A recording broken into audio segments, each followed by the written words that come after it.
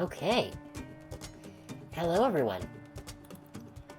Tonight we are going to be playing the brand new Monster Roadtrip, the third game in the Monster Prom franchise. Thank you for the follow, Smart Don. It is very much appreciated. So yeah, we're gonna just get started on that in just a second here. Apparently with the Halloween update, which just I guess dropped today, even though the game just came out on Friday, apparently there are some like jump scares in it. So just a heads up for that, if that does happen to come up over the course of the game. But yeah, we're let's get things started. Now I have played, I've mainly played the second one, Monster Camp. I've played the first one like once or twice with friends. I didn't actually have that one. I did just pick it up on sale yesterday, but I haven't really played the first one very much.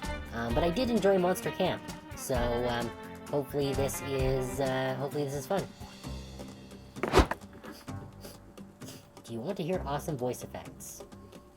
Yes, let's give us voices. Yay!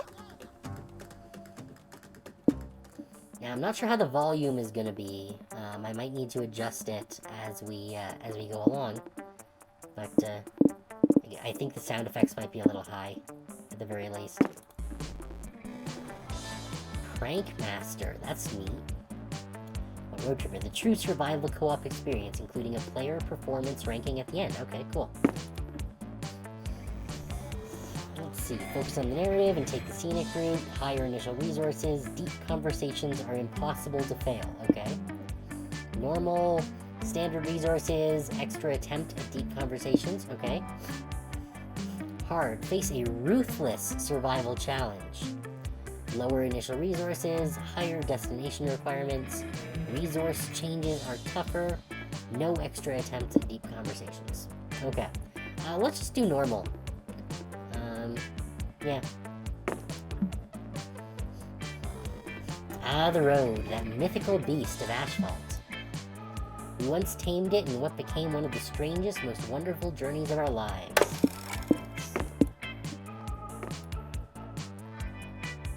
Let's go!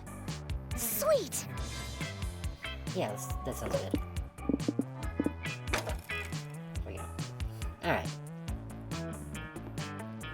Yeah, let me know if any of the sounds are too high, and I'll make some adjustments. Yeah, so we once tamed it in what became one of the strangest, most wonderful journeys of our lives. Back then, when we were young and unafraid. Except for the fact that she's actually a ghost, so she's dead. So can you still be young and a ghost? Summer was coming to an end when Polly and Scott planned a road trip. The whole thing was bound to go off rails. This was the Prank Masters, after all. Right, that was something that was established in number 2. They wanted to go and play pranks on everyone, except Scott's terrible at it. Scott Howell, 21, a werewolf athlete who compensated for his rather small brain with a stupidly huge heart. And Polly Geist, 22, a party ghost with an insatiable hunger for all the wrong things. Each of them were, by themselves, an agent of chaos. But together they were the perfect combo for hijinks to ensue. Who in their right mind would have agreed to join them on such a trip? Alright, so I did get all the DLC characters, because they were on deep discount for the launch weekend. So, got the default dudes there, who I don't care about. There's Juan, the cocktail cat, Glitch, Zoe, and Hazel. Hazel is very cute, and I do definitely want to play them at some point. I think I want to just start with Zoe, though, because I do like Zoe. Eldritch Horror and Abomination.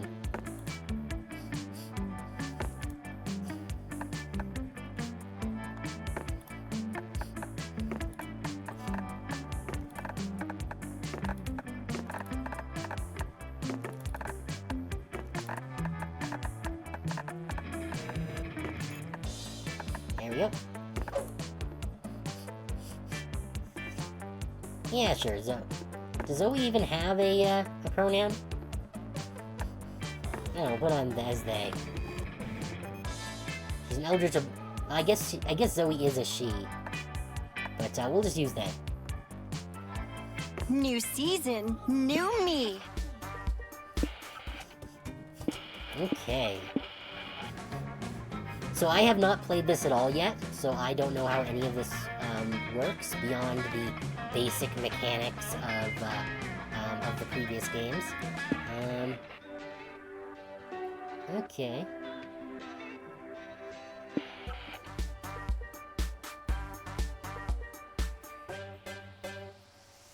Tropical Rave is kind of cool.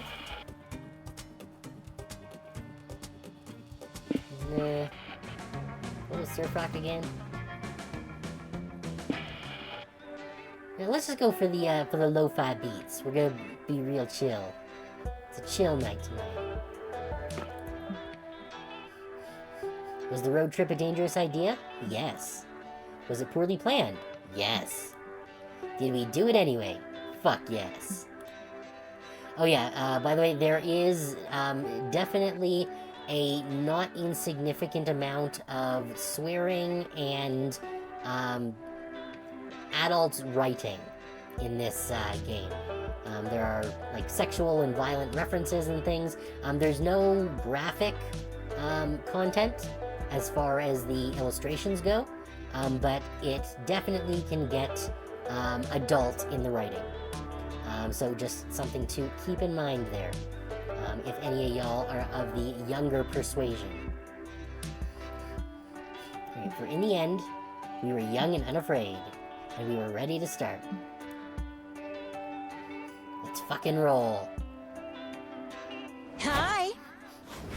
I don't even know who the romance options are in this game. Okay, so we are here. We got Cheap Motel or the Animal Sanctuary. Which gives unknown plus soul plus stamina. And this is multiple unknowns. Alright, what should we do? The Animal Sanctuary or the Cheap Motel? What's this? Is this... Oh, okay, so these are various destinations that we can get to if our stats get high enough. Can we go here? I want to go to the Oasis. I don't want to go to the... whatever. Alright, we're gonna go to the Cheap Motel. Finally, I could use some rest. Do ghosts rest? Not really. Alright, there's no shame in sticking to a budget, but honestly, you might have been better off sleeping in the car. Pizza! But hey, sometimes you just gotta rough it for a night. It'll build character. Oh hey, they come right out of the TV, that's convenient. At least that's what you tell yourself while you're browsing the abysmal room options available to you. Too late to back down now, though. Which room will you rent? Polly, I have a question. Polly, I've been meaning to ask you, how do you road trip? It's okay, Scott. There's no shame in asking, Scott. Let me explain. All of us will share 6 essential resources, and we need to manage them wisely to keep this trip afloat. So we need to be careful, because the choices we make during the trip can affect these resources. And if one of them depletes completely, we can kiss this road trip goodbye. I get it, so our goal is to avoid running out of any resource and keep road tripping forever. No, the goal is to reach one of the 6 destinations every road trip leads to. I have this travel guide that explains how each destination requires us to hoard a different resource. You can check said guide whenever you want. Click on the destination tab. Okay, that'll be this. Okay, yeah. So those are the various things that we can go towards. There you'll find the requirements to reach a destination and win the game. Enough exposition, narrator voice in our heads. Nice. Get it. Keep our resources far above 0 and hoard enough of one resource to reach a destination. Let's go. Okay, so what does this mean here? Guess which resource you'll gain and which you'll lose. Okay. Interesting. Okay, so the room is just a hole in the floor. The room where the haunted room where someone was totally murdered, or the room with only one bed. Huh. I don't know, I'm kind of down with the haunted room where someone was totally murdered.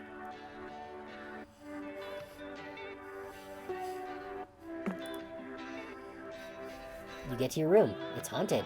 Say what you want about this motel, but you can't accuse them of false advertising. Welcome to your room. Hope you don't mind if my fellow curses and I unravel your sanity tonight. Mwahahaha. Yeah, go ham. I'm already dead, so most curses don't fuck me up too much.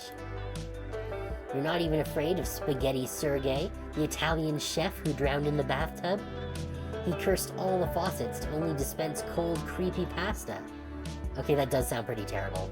Awesome, bro! Wait, we get a room with unlimited pasta faucets? This rules. Do any of the other appliances dispense garlic bread? No! But we have Mirror Mary, the spirit trapped in the mirror who wails funeral dirges through the night. Aw, sick. I was just saying I wanted to do 4 a.m. karaoke, but Arana said we couldn't if we didn't have backup vocalists. This is great. Yeah, it's just fucking super. We've got 2 backup singers, actually. Check out that guy staring at us in the corner. I bet he's got a great singing voice and a bubbly personality. Oh, that's actually super unsettling. Who the hell are you? I'm Tanner, says the creep. I was killed in this corner by a guest I was watching sleep. She stabbed me, can you believe it? Your death was a total injustice, Tan.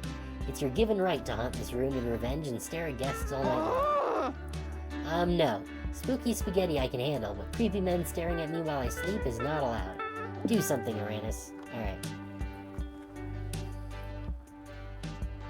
Oof, okay. Break the curse by helping Tanner complete his unfinished business, listing every bird known to man aloud. Yikes. Upgrade your curse. See if the ghost of the guy who drowned in champagne and now vomits free champagne is available. These are both terrible options.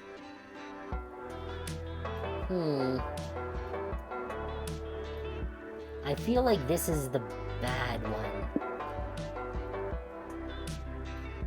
Let's try and break the curse. You want me to list all of the birds? Asks Tanner. Okay, if you really think that'll work. Albatross, auklet, bittern, blackbird, bluebird, bunting, bush tit, canvasback, cardinal, chickadee. Is he really gonna list every bird in alphabetical order? Isn't this gonna take, like, forever? Yeah, we'll probably be here a while. Don't worry, though, it'll be worth it to get rid of him. Dipper, dotterel, dove, duator, duck, American black duck, falcated duck, fulvus, whistling duck. Oh my god, he's gonna list subtypes of each bird, too?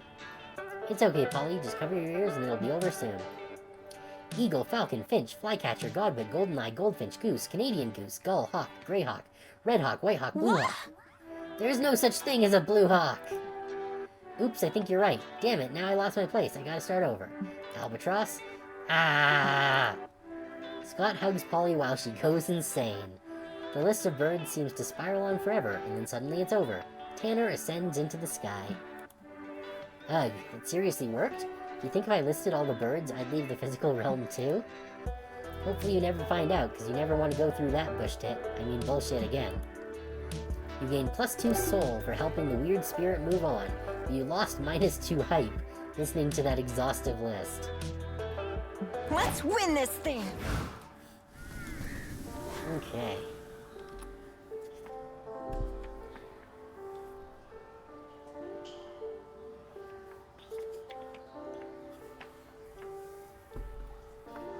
Okay. So what do we have next? The Roadside Wig Museum, a museum full of capillary wonders. Or the Biker Bar, full throttle in a bottle. That's good for hype and money, but also bad for money? Okay, so I'm guessing there's some kind of gambling mechanic there. Whereas this has a mystery feature. It's good for hype though, but bad for money.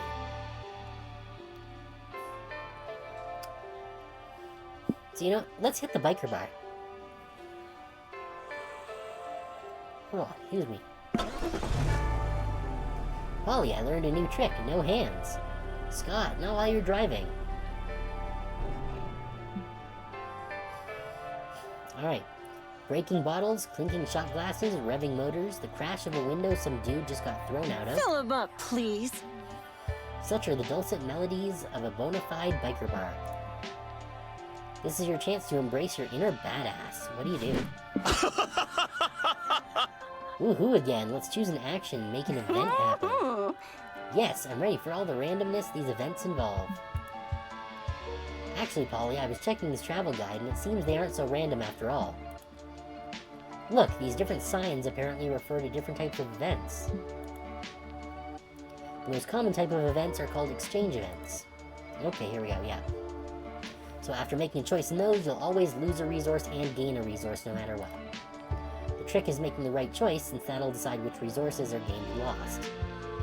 Okay, so it didn't actually matter which one of those two I had chosen on the other one. There was going to be a exchange no matter what. It just would have been different resources. But if there's a resource sign next to the event type sign, that's called a known resource. It means that resource is guaranteed to be affected no matter what our choice is. If the sign is positive, then the resource is guaranteed to be gained. If it's negative, then you know you'll lose it, okay? Like for example, if we see an action with this sign, we know we'll lose money here. Our choice will only determine which resource we'll gain. That's not so bad. If we know losing or gaining a resource is unavoidable, we can be we can be strategic about it. Jeez. This all sounds very useful, but also like too much pressure for fan-favorite Polly to keep track of. Uranus, can we leave these decisions to you? Thanks. Okay, so this one's guaranteed to cost us money. This one will definitely get more money. And this one will definitely get more hype. Well, we did lose some hype in that last thing.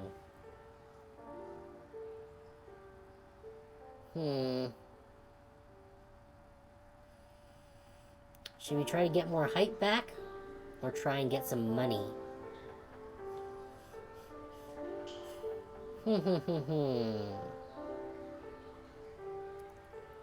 Tricky question.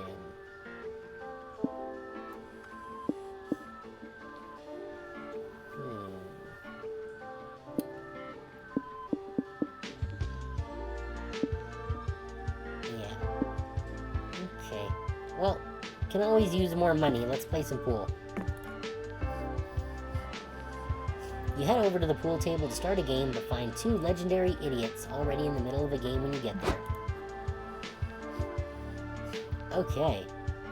Alright, I'll sink the 6 in the top left corner pocket, which will knock the 7 into the 8 ball and ricochet them both into opposite pockets. Not if I block your amazing trick shot with my even more amazing counter move. 4. That's golf. Suzanne hits the cue ball. Whiskey swings his cue stick like a baseball bat at the cue ball. The ball ricochets off the ceiling and shatters the 8 ball to smithereens. Damn it, you win another round of death balls, my friend. Here's your $20.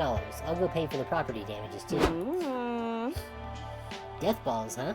Can't wait to turn this one into a story of how I died. What are you saying? You think you can withstand the almighty power that is death balls? Ha ha ha ha ha ha. Listen, I am the greatest death balls player in the whole bar. No one has ever defeated me, and no one ever will. All the ranting is getting you intrigued. You politely ask Whiskey how exactly death balls is played. You dare challenge me to death balls at my own table? No? Nani? Did someone say we have a new death balls challenger? Yep, Uranus over here thinks they've got some big brass 8 balls between their legs. I accept your challenge, weakling. You challenge no one, nor do you know how this game is even played. But this is your life now, you guess. How will you beat an all-time Death Balls champion? Okay. bend physics with the time-space defying curved shot. Or the sad reality is that you will never be better than whiskey. You must resort to the oldest Deus Ex Machina in the book, the power of love. Okay, so let's see. So we're definitely gonna get money either way. The question is which one we lose. So I'm guessing that bending physics is probably going to be magic, mind, or stamina. Power of love is probably mind or soul. And we don't want to lose soul because that's one that we're powering up on.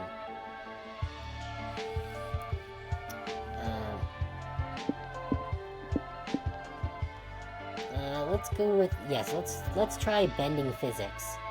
Because I don't want to risk losing any soul, because that's one that we've got a bonus on already. Also, welcome to the stream, Plum. In order to pull off a feat like this, you'll need to really concentrate. You close your eyes and focus your breath. In, out, in, out. When you open your eyes, the bar is gone. You're at the sacred tribunal of the laws of physics. Here, the lords of time-space preside over a constant hearing of regular people pleading to break the laws of physics. Okay, this is a little different than I expected.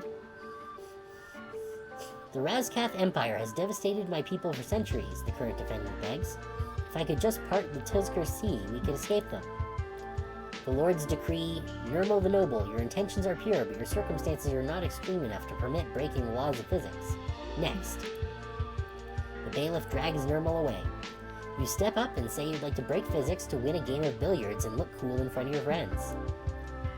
The pursuit of coolness is indeed a noble task, says one lord. Yes, and billiards is known to be one of the coolest games ever created, says another. I'm in. Are you guys fucking serious? A third snaps. Nirmal can't save his people, but we're going to allow physics to break for a fancy billiards trick shot? Well, maybe we would have voted to acquit Nirmal if he'd had a fancy billiards trick shot to back up his argument. In a 4-3 vote, the lords vote to let you break the laws of physics to look cool in front of your friends. Way to abuse the system, champ. You return to reality imbued with your new power. You hit the cue ball and it follows an impossible predetermined path. It hits all of the balls, including Whiskey's. Ouch. Yikes. No, not my balls. It's my secret weak spot. Did Uranus just beat Whiskey? Yup. Whiskey forks over the +2 money you were apparently betting with the hand he's not using to hold his aching balls. You lost 2 mind from bending time-space, though. Yeah, that's what I figured. I've memorized the wiki. Okay. Alright, so we got a choice now. The low-budget reptile show, where we could gain soul or magic, but lose hype. Or the shady property. Oh, we could get a lot of soul there and money. So, yeah, let's go to the shady property. Maybe skip this one over while trick-or-treating. Yeah, sorry, low-budget reptile show, but we're gonna hit up the shady house. Best thing about the road, nothing happens.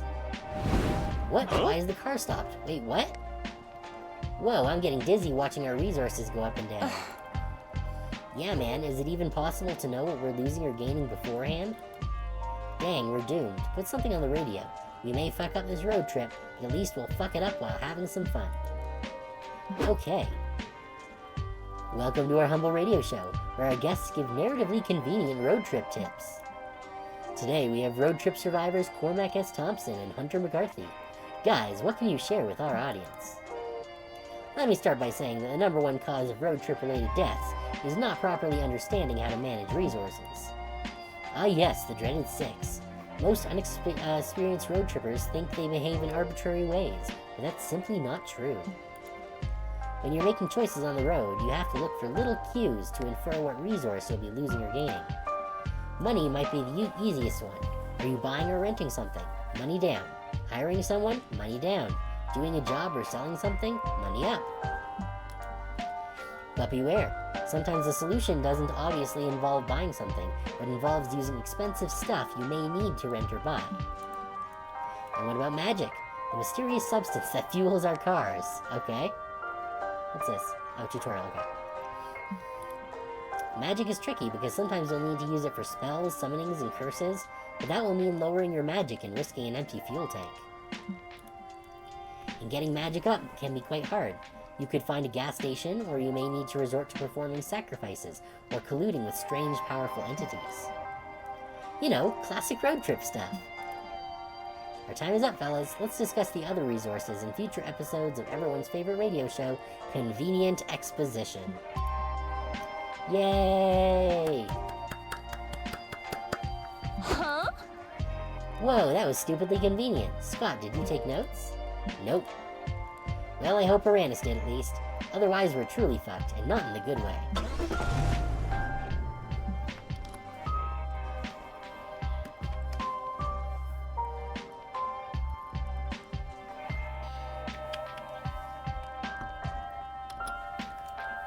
Alright. This place seems like exactly the sort of place you shouldn't visit. What can go wrong? Which naturally is exactly why you have to visit it. Horror movie logic for the win. The big question now is how you'd like to enter the premises. What's it going to be?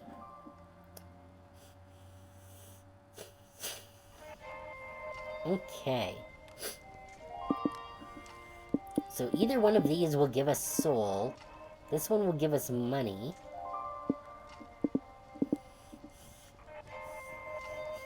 I'm guessing that breaking into the basement will probably lower our stamina. Knocking on the door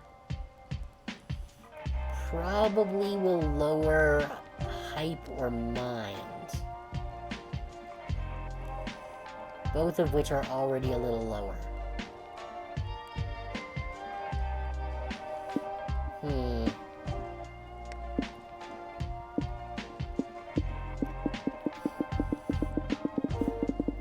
What do you think, Plum?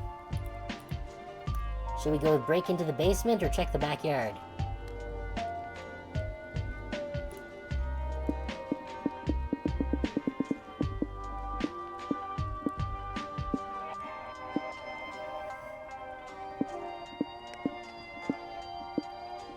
We've got 12 money and 12 souls, so either way, it's going to be increasing one that we have equally there. Alright, let's break into the basement then.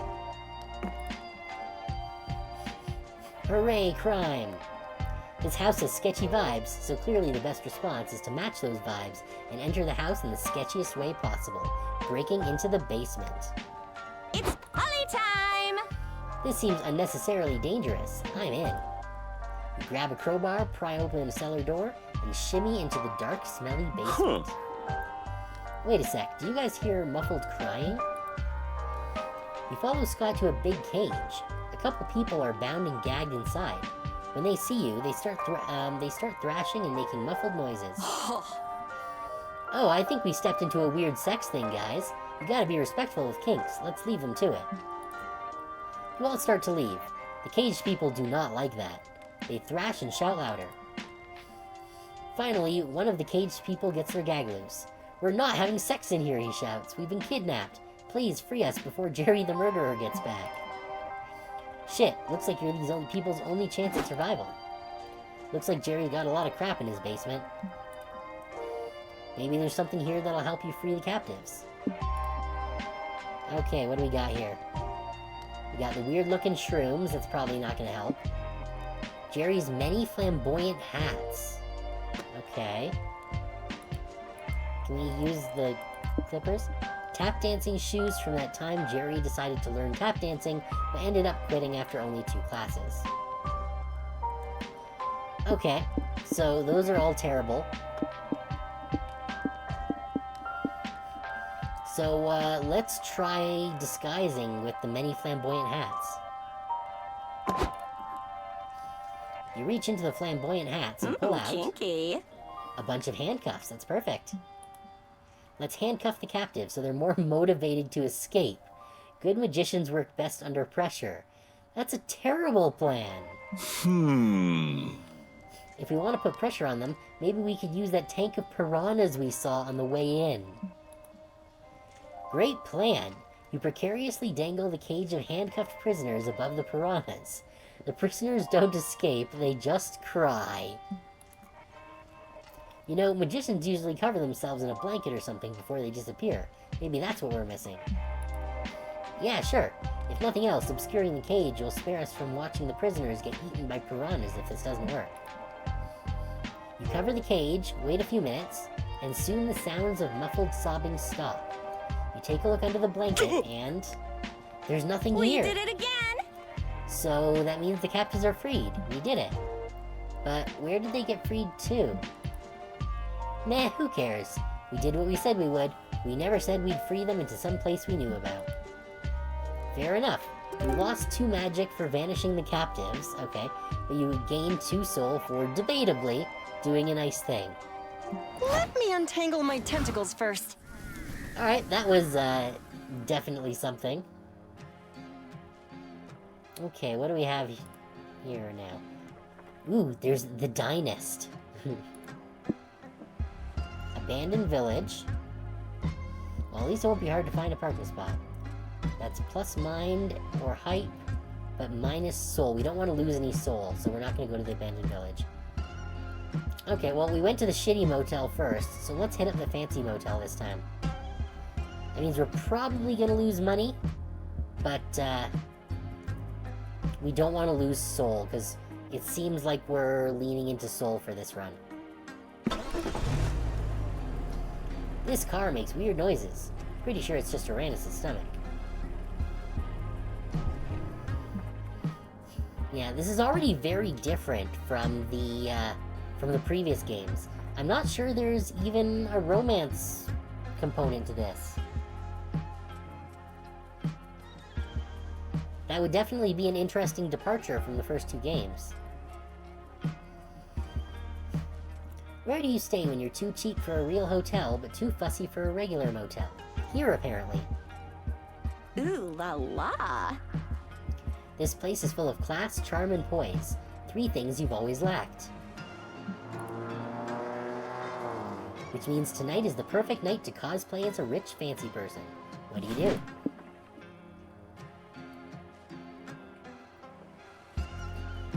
Okay.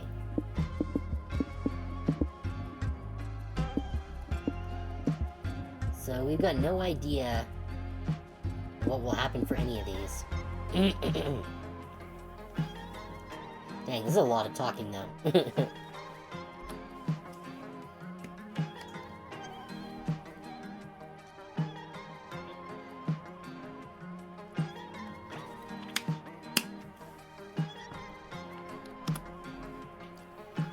Okay, let's see.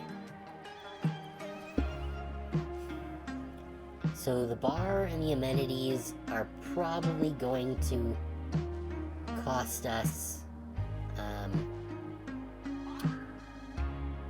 money.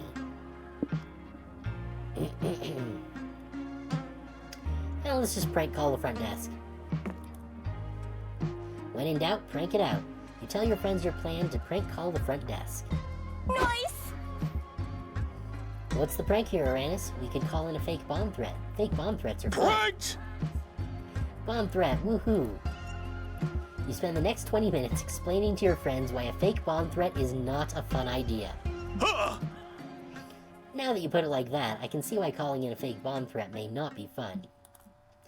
It really makes me reconsider the last 4 fake bomb threats we called in last month. Oh my god, Polly. I've got it. Let's call the front desk pretending to be the town mayor. Tell them all motels must now provide complimentary rare steaks to all guests. Okay, you guess it's still a better prank idea than a fake bomb threat, so to the prank phone. Front desk speaking, you're the mayor, you say. Well, that's weird, because I'm actually speaking face-to-face with the mayor right now. Oops. Did you tell them about the rare steaks yet? Wait, you say you have the mayor on the phone? Asks the real mayor. That's fascinating, put me on the line. Oh, this should be good. Greetings, me. Using my big political brain, I've deduced that you're a version of myself calling from the future. Sure. Wonderful. You must be calling to advise me on if I should take the hefty bribe Fancy Motels offered me to demolish the public park to build a golf course. They offer me a lot of money, and I do like money, but I suspect their plan is a bit unethical. So, future me, based on your inside future knowledge, should I take the deal? Okay, so take the deal. In the future, you will get very obsessed with launching your own shampoo brand. I'm sorry to say this, but shampoo trumps ethics. Or don't do it. In the future, scientists have discovered karma is very real, and we need sweet karma points if we want to fulfill our dream of reincarnating into a robo-dinosaur. Yeah, I think we should tell him not to do it. Mostly just to screw this guy over. A week later, the mayor sends a letter to your car. No idea how he managed to address a letter to your car, or why they knew that would work, but just roll with it. Dear me, I wanted to thank you for your amazing advice the other day. The bribe money Fancy Motels was offering would have been nice, but it turns out they were really evil. Not only were they underpaying their employees and sacrificing 5 random guests to an Eldritch Motel god every Sunday, but I learned they weren't even disposing out of the bodies afterward in an eco-friendly way. The horror! It's a good thing I didn't get tangled up in that. I bet we got so many karma points toward being reincarnated as a robo-dinosaur. I've been working hard racking up more karma. I even helped an old lady get into a taxi this morning. She was so senile, she said she didn't even want to get in a taxi. Silly old bird. It's a good thing I was there to assist. I've been so busy getting karma that I haven't had much time to be a mayor, so I've been falling behind on my bills a bit. But that's a problem for future me, and future me is, of course, you. You'll find an invoice attached for my weekly expenses? Don't worry, I drew a picture of us as a robo-dinosaur to make it up to you. What the hell? Okay, that actually is a pretty rad picture of a robo-dinosaur. Maybe he should be an artist. Spikes all over, Turbo 2000 V3 jetpacks. Titty guns. Okay. Fire. Laser beam eyes, of course. Titanium abs mod. Pros would look rad as fuck. Cons would distract myself because too rad. Roar, that means love the mayor in Dinosaur. You gain +2 soul for halting Fancy Motel's reign of terror on this town, but I lose 2 money paying the mayor's bills. Being the good guy doesn't always pay, but we did get more soul, so that's good.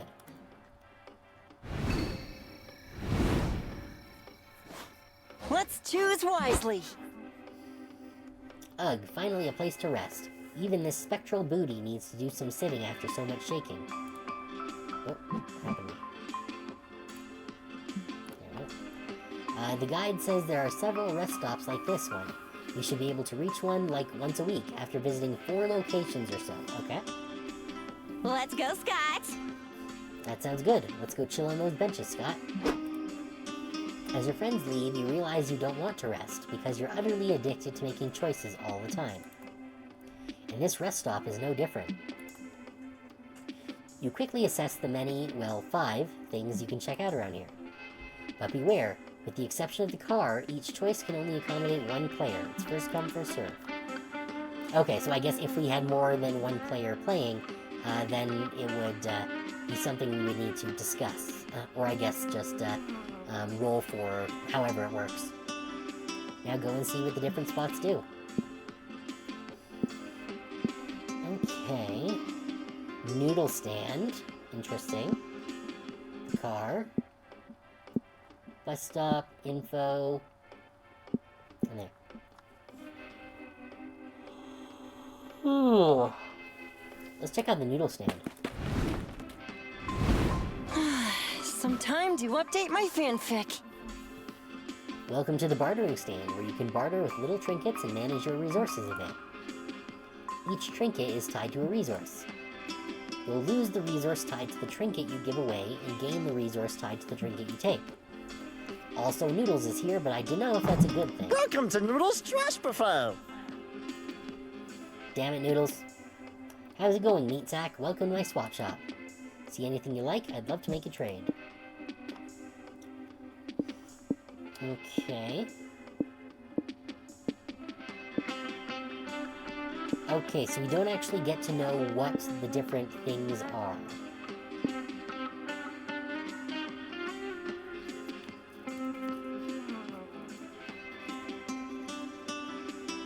Okay. So the gas can is definitely magic. The snacks are probably stamina. How to road trip is probably mind. And the postcard is probably soul. We can give up some stamina. Let's see, treasure map, a possibly too smart toilet, marbles, guac, and a penguin mask. That's fun. Or a haunted rear view mirror. Haunted mirror is probably magic or hype. Marbles, guac, and penguin mask is probably hype. Smart toilet, maybe stamina? Or mind? And the treasure map is probably hype.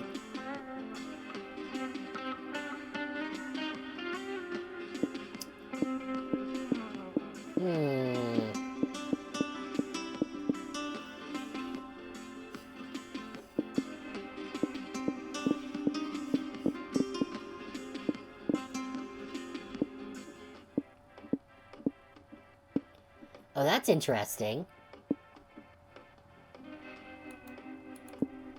When I put my cursor over the toilet, he kind of looks up to the side a bit. Like there's something weird going on.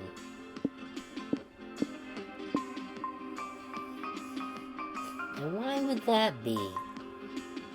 You know what, let's go for the toilet. Really?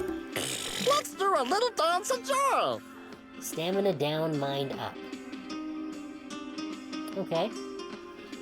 Thanks for stopping by. Tell your sleep paralysis demons I said hi.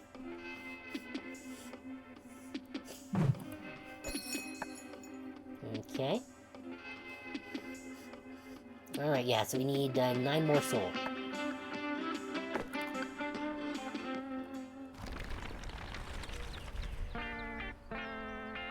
Hi! Alright, what's next on the road trip? How much pancake can you take?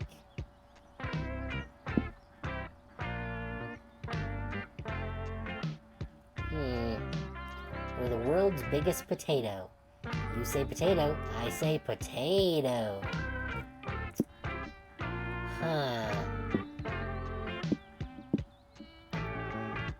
The diner or the giant potato? It's really a difficult choice to say.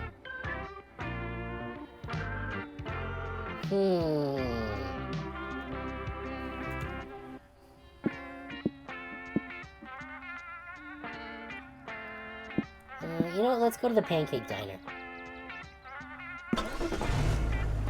That place sure was fancy. Bathrooms even had free candy. Those were decorative soaps. Alright, breakfast is the most important meal of the day. And the best breakfast is a fluffy stack of carbs smothered in syrup. Gotta say, that does actually sound really good right now. Damn it, now I want pancakes. Pancake.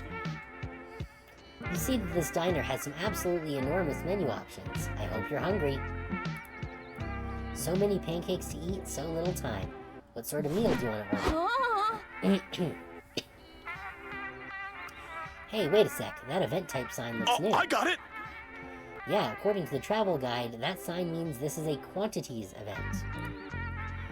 They work a lot like exchange events. We always lose and gain equal amounts of resources, and we have to guess which resources are tied to each option. The main difference is the amount of resources that are affected by each option differ. They can be affected a bit, some, or a fucking lot. Scott! Scott, you never swear. That's how the travel guide phrased it. Dang. So what this foul-mouthed travel guide basically says is that we can choose to play it safe or go bonkers. You already know what Mama would choose, Uranus. But this one is up to you, Boo. Go for it. Okay, pancake eating contest.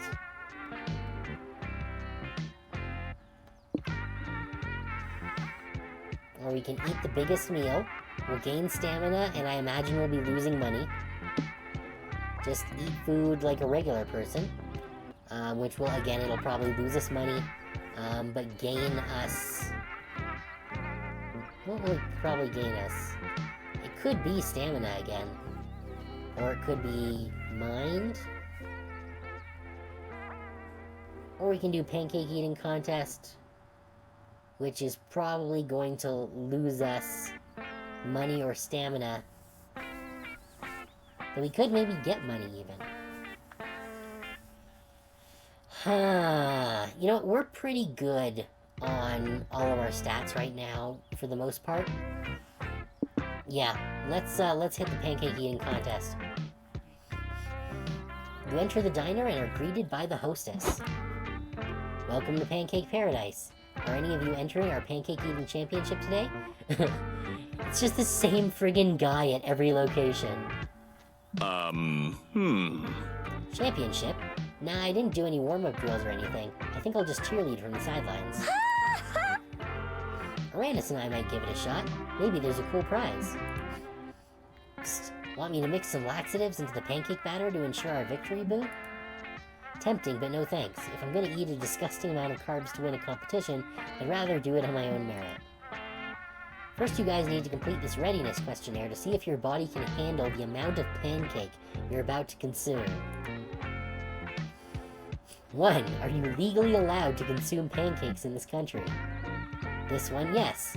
Let's hope she doesn't ask about Croatia. 2. Do you have any syrup allergies? Nope. The only thing I'm allergic to is not having a good time. 3. Have you taken any appetite-enhancing drugs? Entering the competition with the munchies is strictly forbidden. Nah, I'm clean today. Fuck, guess I'm disqualified. Alright, Uranus, you're good to enter. Which weight class did you want to compete in? Alright. So we got Pancake Boy Jolly Race, Born to Pancake. That's the baby contest. The baby grade contest. And we got the Epic Pancake Tournament arc, Pancake to the Death. And then Pancake Beyond, Consume the Concept of Pancake. Well, we've definitely got to go with that one. Great, another theoretical pancologist. You'll be eating in the conference room. This greasy diner has a conference room? Yes, apparently, and it's full of uber-serious philosophers contemplating a stack of pancakes on the table. The discussion leader says, "Thank you all for gathering for our yearly conference on the consumption of the Pancake Beyond." Oh! They have Beyond-flavored pancakes now? Cool. Oh no, we aren't going to eat the pancakes on that table with our mouths. Theoretical pancology is the study of consuming pancakes with our minds. This is stupid. We should have gone for the middle one. You see, we believe the term pancake was actually an ancient Greek philosophical concept, referring to the nutritional, intellectual, and even spiritual sustenance cosmically sealed within everything. Damn, that's wild. What evidence do you have to support this theory? I'm glad you asked. The word pancake begins with the Greek prefix pan, which means everything. Therefore, it translates to everything cake. Okay, and is that all you've got, or... It's good enough for me. How do I eat the pancake and everything? Well, we're still trying to figure that out. For now, we've just been thinking about pancakes really hard and seeing where that gets us. Oh. Are you sure I can't just eat the pancakes on the table? You're not exactly popular for choosing the philosophical conference, where nobody eats pancakes. You lose 2 height and 1 stamina? That's bullshit. But after pondering with the theoretical pancologists for a while, you can sort of buy into their point of view. You gain 2 magic and 1 mind anyway. Okay. I've memorized the wiki. I have not memorized the wiki. I'm not even sure if they have a wiki yet. The game's only been out for like 3 days. Alright, so we didn't actually get to eat any pancakes, and that makes me sad.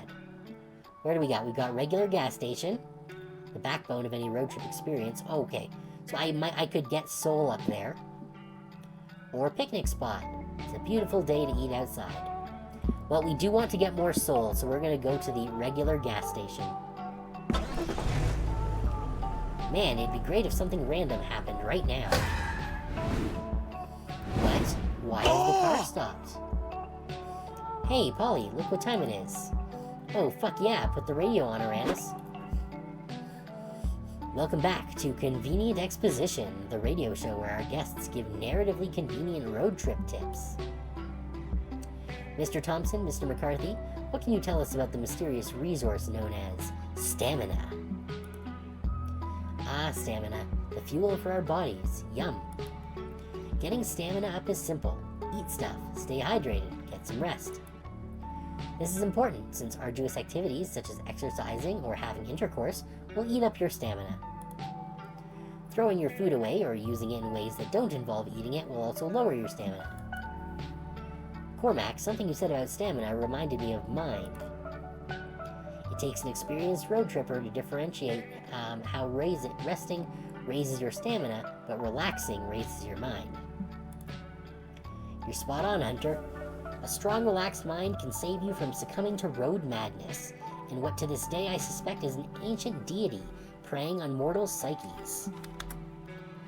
Relaxing and finding enlightenment will keep your mind up, and so will strengthening your brain by learning new things. But if you overtax your brain, you may actually risk lowering your mind. Anything that strains your brain can result in mind loss, from trying to comprehend the incomprehensible to getting in anxiety-inducing situations. You betcha, says the radio host, even thinking a lot for too long, like myself after this very edifying rumination, which is why we'll stop the episode right here. Cormac S. Thompson and Hunter McCarthy, everyone. Applause. Thompson and McCarthy, am I right? No, I have no idea what you mean by that stuff. Me neither, Polly. Me neither. Okay. Gas stations are overpriced, full of pollutants, and their dirty bathrooms seem to invent new diseases every day. But they're a necessary evil if you want to make your car move. Welcome to the road trip life. So what do you do? Okay. Oh, shit! That wasn't what I wanted to do. I right-clicked by accident. Damn it. I wanted to get the soul option. So that's gonna be money down and magic up, I guess. You park the car at a pump, then walk inside the store to pay. Welcome to Fill It, where all your dreams come true in the very specific case that your dream is filling your car's tank. That's exactly our dream. We need some gas for our car. Or magic. Dunno, the monster realm is really weird about cars. Yeah, gas is made of magic. What would it be made of otherwise? Dinosaurs? Anyway, how much magic does your car's tank hold? I don't know. Huh? 10? For Scots? Scots is the only measurement I know how to use. If you help me get in the tank, we can see how many Scots will fit. Sorry, but Scots isn't an accurate unit of magical measurement. Huh. Oh, okay. What would be an accurate unit of magical measurement then? Polys? Magic is an arcane energy that we as a society don't fully grasp yet, making impossible to properly measure it. How do you normally solve this problem with other customers? I normally just don't. You don't understand how little I get paid to do this. You're lucky I even show up. Well, maybe that's what society gets for using a volatile, unquantifiable substance like magic to power cars. Oh well. Still, there must be some way to describe how much magic you need. Whatever can pull a rabbit out of a hat, 2.5 fireballs, or the dark magical strength from sacrificing all the children from a village. I have a feeling that would lower our soul. So we're gonna do 2.5 fireballs. Once upon a time, there was a small village, oh, that's a typo, I guess. There was a small village filled with magic and promise. 2 children, Jimoir and Keegan, were exploring its outskirts and found a dark, foreboding cave. Let's go back. I heard an evil wizard lives in there, said Jimoir. He incinerates bad kids who don't go to bed on time. Your mom made that up, stupid, said Keegan. Are you really scared of a dumb cave? Jimoir was, in fact, scared shitless. But he went anyway, exploring the darkness filled with creepy crawlies and cave gnomes, until he found a glowing purple light. In the light was the wizard, evil and foreboding. Keegan dropped dead of fright like a total pussy. Do not fear me, child, said the wizard. I have spared you because I sense great potential in you. Potential to master the powerful ways of arson magic. From this day, I dub thee Jimoir the Arsonmancer. You will become my pupil, and I will teach you the life-changing wonders of magic. And so, Jimoir's life changed forever as he poured himself into arson magic, knowing it would lead him into a life of epic proportions, a life of legend. Fine, that works. Hey, Jimmy, 2.5 fireballs on pump 2. A young man blasts your car with magic flames. He looks empty and broken inside. But you suppose most minimum wage workers look like this provided the current economy, so you don't think much of it. You pay 2 money and gain 2 magic. Yeah, okay. I think I'm ready. Even though I did want the soul, but that didn't happen. Alright, probably just a mirage. That would be lowering mind. That isn't necessarily a bad thing. Or the lake, where we can get hype, mind, or magic. We don't really need mind or magic right now. We could use more hype, to be honest.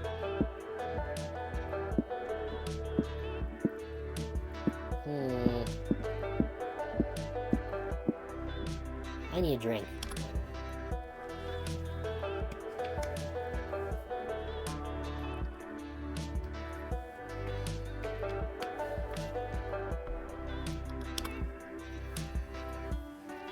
Okay. So the mirage or the lake. Let's go to the lake.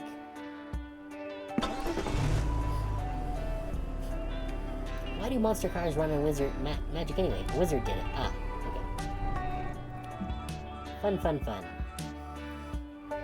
On a hot sunny day like this, a lake visit is the perfect way to be. No sharing! It's also the perfect excuse to see your hot friends in swimsuits. Not that you were fantasizing about that the whole time. No, definitely not. Cough, cough. Anyway, what do you do now that you're here? Swimming, sand castles, or seashells. We're gonna go swimming, because we want more hype. You're about to get in the water when a loud whistle stops you in your tracks. It's the lifeguards. Oh, they're gross. Hey, long time no see. What brings you guys to the lake? You want to go swimming. You can do that at a lake, right? You sure can, bruh, but only if you know how to swim safely. Okay, how do we do that?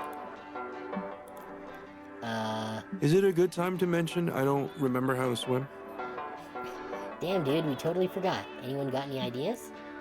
I know you shouldn't eat beforehand. Move your arms and legs around. Avoid wearing heavy stuff that'll drag you down like metal or stone. Oh, balls, I'm totally made of stone. Do you think that's why I lost my last job as a lifeguard? That makes sense. It must be why I got fired too. I'm usually pretty stoned. But you guys aren't made of stone or metal, so you're safe, I think. Have fun out there.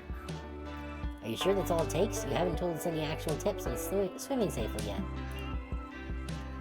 Yeah, fair enough. If you're nervous, I'm sure I've got something in my lifeguard bag that'll help you swim. But then again, I also have a lot of random shit in here. Does any of this crap seem helpful for swimming, Uranus? What do we got?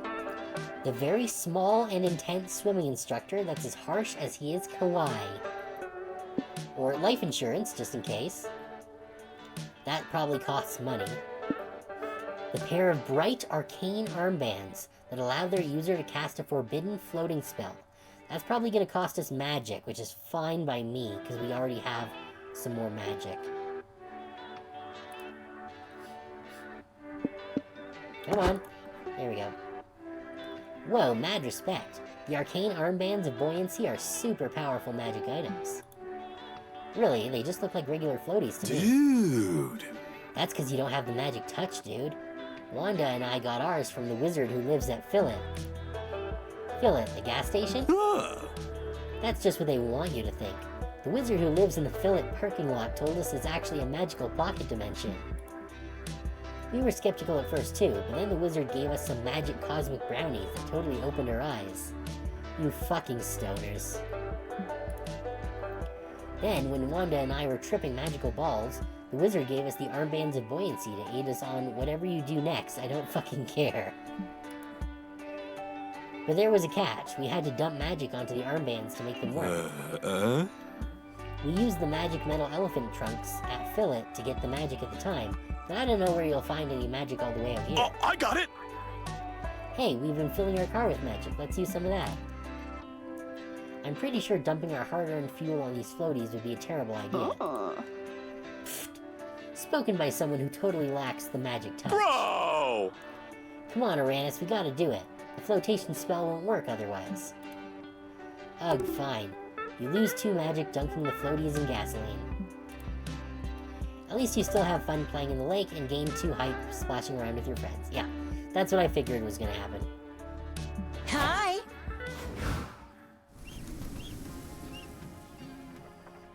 Okay. What's this? Oh, that's number of things until a pit stop. Okay. So the pet contest, please hold your applause. Could be hype or something else. Okay, or there's the LARP. Why be chaotic good when you can be chaotic great? Well, it is Halloween week, so we gotta go with the LARPing. Finally, some respite from wacky stuff. Nope. What? Why is the car stopped? Scott, fuck! Turn the radio on. Convenient exposition has started already. We can't miss it. Roger. Mr. Thompson, what were you telling us about hype again? Yes, let me repeat. Anything that makes you rejoice to your core will get your hype up. That includes laughing out loud, doing thrill-seeking stuff, or going to town, if you know what I mean. Wink. I like keeping my hype strong and vigorous. That's why I avoid all the stuff that will lower my hype. Like doing boring stuff, mingling with dull or annoying people, or choosing mundane solutions over epic ones. Amen. Speaking of boring stuff, you know what else is boring? Being a good person. But sometimes you need to be if you want to keep your soul up. Yeah, why do we need to have souls anyway? Beats me. At least soul is quite easy to manage. Doing good deeds, soul up. Being your worst self, soul down. So remember kids, don't underestimate the power of helping strangers while you're on the road. You gotta keep your soul healthy and clean. Amazing, simply amazing. Your tips have been extremely helpful and incredibly expositive. You've provided a great tutorial for anyone who aims to have a successful road trip. Cormac S. Thompson and Hunter McCarthy, everyone. Yay! Whoa, Polly, I think I've grown as a person. Yeah, Cormac S. Thompson and Hunter McCarthy are part of the family from now on. A toast to convenient exposition. Hooray! Alright, so hopefully those won't come up on future runs. Wow, this LARP is crawling with humans. Real, actual humans. That's weird. This must be one of those areas where the dimensional fabric between the human and monster realms is starting to tear. Strangely, the humans aren't screaming or grabbing pitchforks, which goes against all you know about their thoughts on monsters. Stay still, Scott! They must think you're fellow humans dressed up for the LARP. Excuse me. Fine by you, their ignorance is your bliss. Since you're here, what LARP activity are you interested in trying?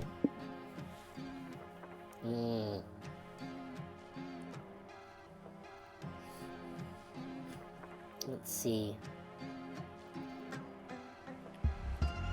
We do want to get soul up. Let's do GM. I am the GM in my my own D&D game, so let's go with that. You arrive at the LARP, but it looks like the event hasn't started yet. Some props are strewn about, and you see the GM writing in his world-building notebook. You ask him where the bathrooms are. He takes one look at you, screams, "Ah, real monsters," and falls over. Yep, he's dead. Don't feel bad, Uranus. I would never die just by looking at your face. Ooh, I really like Polly's costume. Uh-oh. What do we do, bros? The LARP is starting soon, and there's no Game Master to direct the event. Maybe we can fill in for him. The show must go on. Let's check his world-building notes. These notes say, the LARP has been taken over by an evil sorceress, and it's up to the LARPers to find the sword of justice and slay the... Yawn. I'm already asleep. Not to bash nerdy shit, but this is super played out nerdy shit. Maybe it's a good thing Uranus killed that guy with their face. Now we have a chance to improve his setting. Uranus, can you think of a twist we could add to the LARP to make things more unique? Okay. Design a complex economy that relies on microtransactions. It's so popular in mobile games nowadays that it must be the thing players like the most, right? No. Ew. I haven't even read the second one yet, but we're not doing that. Introduce these people to the real adventure. A world where they must brace for an upcoming prom while attending a school where they do everything but learning. Yes, we're gonna play Monster Prom. In a LARP, in Monster Prom 3. We're getting super meta here, folks. Over the next few hours, you build some sets and get into costume. Soon the first LARPers arrive. On guard, villains. My adventuring party and I are here to slay the evil sorceress. Prepare to fight. Nah, we're not doing that anymore. Now the LARP is all about being a student at Spooky Academy, where danger and horniness abound. In this scenario, you're skipping class in the bathroom when a wild griffin appears. What do? I use my greatsword to behead the beast. Sorry, boo. Actually, you can't. Your only two options are to turn the griffin into a wrapper or bake it into a pasta. Okay. What? Let's do the music one. Doot doot magic loot. Now for this event, you need to throw a bunch of parties to discover the secret ingredient that makes all parties great. What do? Oh, I wouldn't even know where to start. I've never actually been invited to a party. Aw. God damn, are you serious? That's so mean. Humans really are the real monsters, huh? Why are you saying that like you're something other than human? Moving on. Now you have to help your vampire friend become popular enough to be crowned prom king. Really? That sounds awesome. I was never popular enough to be prom king back in the day. This is the wildest fantasy ever. The LARPers have a great time cosplaying as people who were happy and popular in high school. You gain 2 hype. But this all reminds you that you learned nothing in school because you were too busy being chaotic horny, and you lose 2 mind from all these nonsensical scenarios you present. Okay, I'm cool with that. Let's choose wisely. Okay. So I want to see what these other things do, since we did the noodle stand last time. Should we do info? Let's do the bus stop. Later that Some night. time to update my fanfic. This is the bus stop. You can either check for hitchhikers to pick up, or have a conversation with one that's already riding with you. Conversations are a chill narrative treat with no choices to be made. If you hold enough conversations with the same hitchhiker, you might score a date ending. Okay, so there is a bit of a romance option here. Alright, it seems like it's less than in the previous 2 games, but I guess we'll see what happens. Additionally, each time someone has a conversation with a hitchhiker, their passive effect is triggered. As you play, you'll learn what each character's passive effect does. Exciting.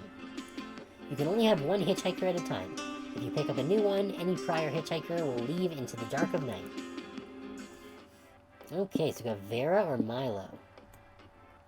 For every week, every turn, you'll gain +1 money and lose 1 soul. Cause we don't want that because we want more soul. Okay, for 1 week, the first time a resource hits 0, Milo will bring it up to 1. That's cool. Yeah, it's because we definitely don't want to lose soul. So we'll go with Milo.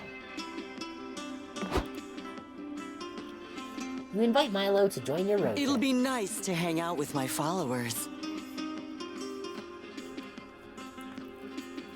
He was actually a lot of fun in Monster Camp. 'Cause he is a character from Monster Camp. A road trip, you say? What a perfect opportunity to take adorable car selfies. I'd love to tag along, darling. Alright, so our soul is still, in need of some going.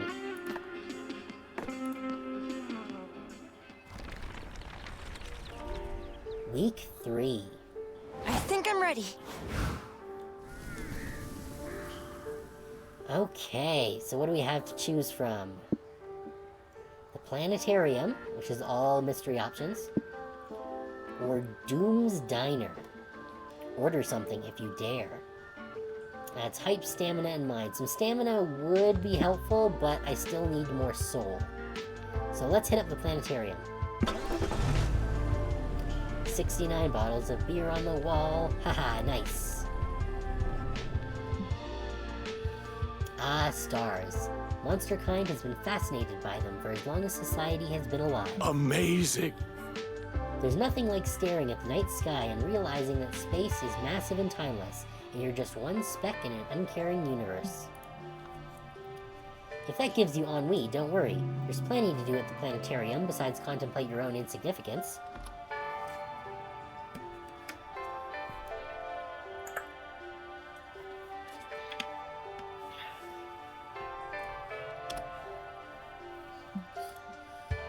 For example, you could... What do we got?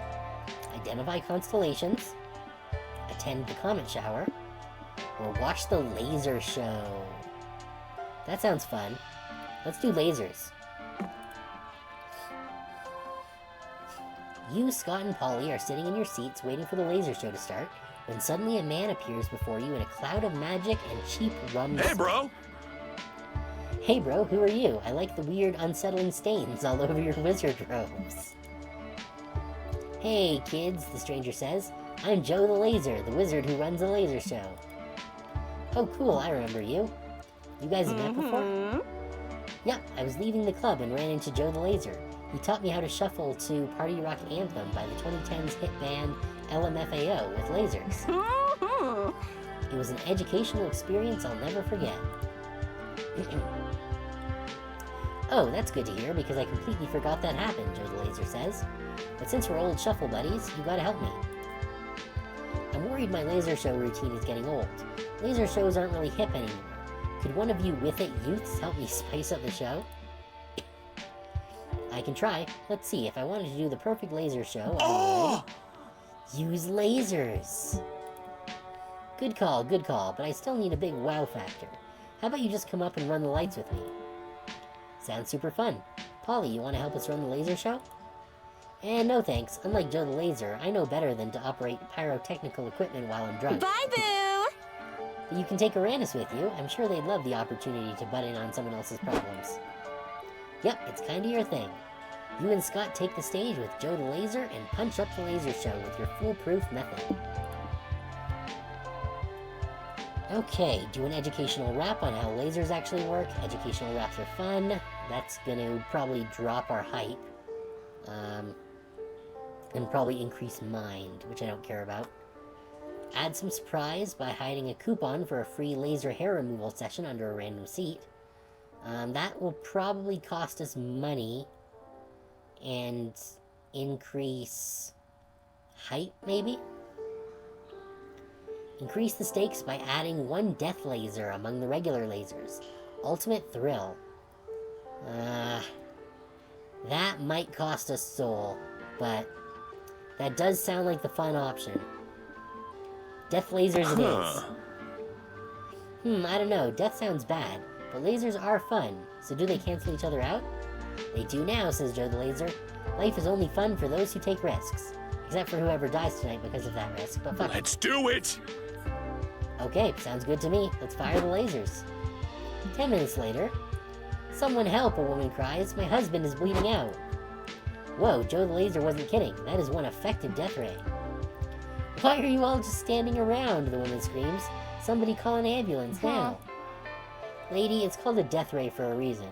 The whole point is that it kills you immediately. It's okay, Sharon, the husband coughs, tenderly stroking his wife's cheek. Truthfully, it was a very cool laser show, wasn't it?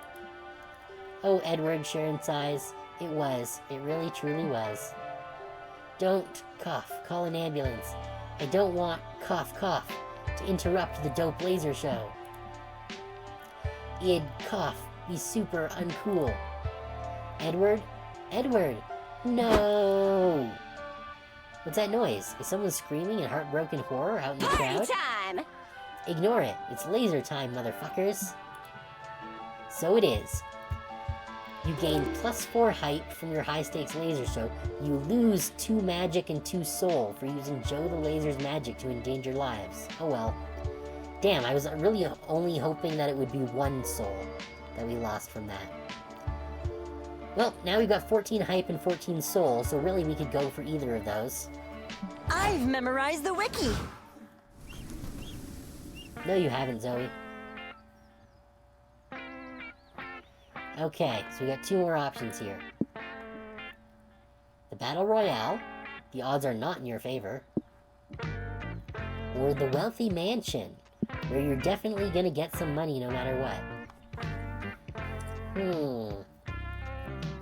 Our money is kind of low, but we do want to get our hype or our soul up.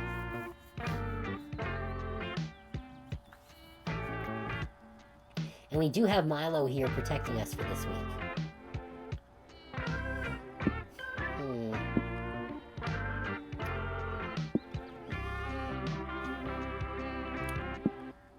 What do you think? Steal from the rich or murder some folks? They're both perfectly viable options. I'm thinking... Battle Royale might lose me some more soul, though.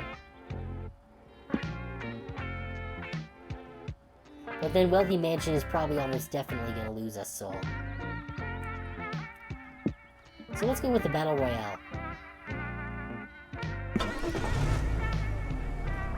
Remember, darlings, always keep moving forward. But I have to turn here. Okay, welcome to the Battle Royale, where there are only 2 rules, kill or be killed. Stopping to visit the place where everyone's murdering each other was a sort of questionable decision on your part. But it's too late to leave now. So, how will you survive? Make strong alliances, fucking hide, or go berserk. So, hiding will probably lower hype, but increase mind.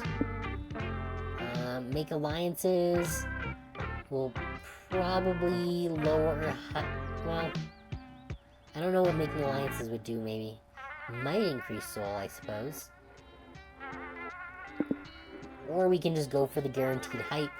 Yeah, let's just go fucking berserk. It's probably gonna lower our stamina, but let's do it. That's right, you didn't come here to play. You're here to make this bloodbath your bitch. Are you sure about this, Uranus? Won't we lose lots of soul by killing innocent people? Are they really innocent if they're trying to kill us first, though? Besides, we signed those waivers at the entrance, protecting our soul from being lost in wanton murder. Oh, that's good. Let's do it! Oh, okay, I'm fine with killing people as long as we can do it with a healthy conscience. You enter a fugue state, slaughtering fools with guns and knives and bare hands, and anything else your twisted heart desires. But no matter how many people you kill, every time you look at the death toll leaderboard, there's a name consistently ahead of you. Hey, Uranus, look at you, holding on to second place like it's your mother's skirt. I'm almost impressed. Oh, it's Delilah, also from Monster Camp. But if you came here thinking you could defeat... Oh, Dahlia, not Delilah. Defeat Dahlia Aquino, buff blue warmongeress extraordinaire, you got another thing coming. Go, team! You can beat her, Uranus. Use your underdog candidate powers to win at the last minute. Sorry, boo. No offense, Uranus, but I'm putting my money on Dahlia here. I saw her smash a watermelon with a headbutt once. I don't think there's an ass she can't kick. What are you idiots doing? Are you seriously turning this soulless murder fest into a game? Can't you see this whole battle royale is a ploy by our corrupt government to turn violence into entertainment so we won't notice all the atrocities they commit? To be fair, that's not entirely false in real life. If that's true, then it's working. I am massively entertained. Batness probably has a point, but if you start catching morals now, you'll never outmurder Dahlia. The thing is, Polly's right. You'll never defeat Dahlia in sheer body count. But if she's focusing on quantity, maybe you can defeat her by going for a quality kill. Okay. So, do what cool kids do these days. After murdering someone in cold blood, perform a silly internet dance. It's proven to be the perfect pairing. That will probably cost us Hyper Mind, or kill them forever. Before murdering them, harvest their souls and hoard them all together into a single raccoon.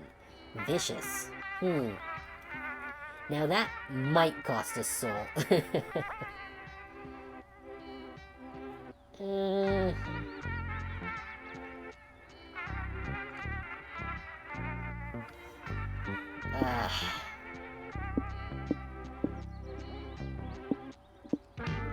Yeah, like, the internet dance is super cringy and makes me not want to do it.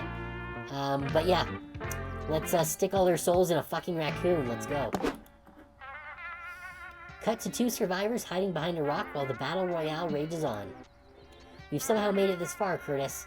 With our alliance and a bit of luck, we might be able to win this wretched thing. We've got this, Ted. We just have to stay vigilant. If we can just make it to the river, we can... Curtis is cut off. Excuse me. Curtis is cut off by a bullet cleaving his skull in 2. So much for vigilance. Then something bursts out of the bushes. It's you, Uranus, wielding a knife. Fuck it, Ted screams at you. You already got my boyfriend. I don't care anymore. Just kill me. Wait, what are you doing? Why are you drawing glyphs on that cardboard box with my blood? Ted dies before you can answer him. And then, with -2 magic, he wakes up inside the cardboard box. But something doesn't feel right. Whoa, a newcomer, says a voice in his head. Welcome to the Raccoon Collective. The raccoon... What? What are you talking about? Ted cries. You were stabbed to death by that weirdo who drew glyphs in your blood, right? Yeah, that person was adding your soul to the body of a dead raccoon. It ain't paradise, but we gotta make do. We all control a different part of the raccoon and try to work together. I control the front left leg. Mohammed's on tail duty, Jason does the blinking, Pingsy controls the back legs, and my wife's on the lungs. So what part do you want to control? Don't say the penis. Natalie already called that one. I just want to die, Ted weeps. Well, since you're not choosing, I'm assigning you the anus. Nobody's taken it yet, and the raccoon really needs to poop. Good luck. Wow. Peeing from hell, I thought I knew the depths of torture, but the raccoon purgatory you're condemning your victims to is next level. I know when I'm beat. Here, take the spoils of our battle. +2 hype for you. Alright.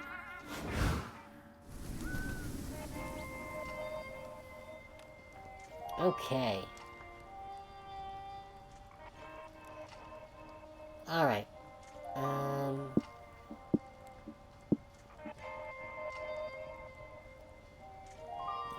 Okay. Let's see, what do we got here? Wild West Town. This town ain't big enough for the 2 of us. Could get more magic, but lose soul. So we don't necessarily want that. Or there's the hole. Getting more magic would not be a bad thing.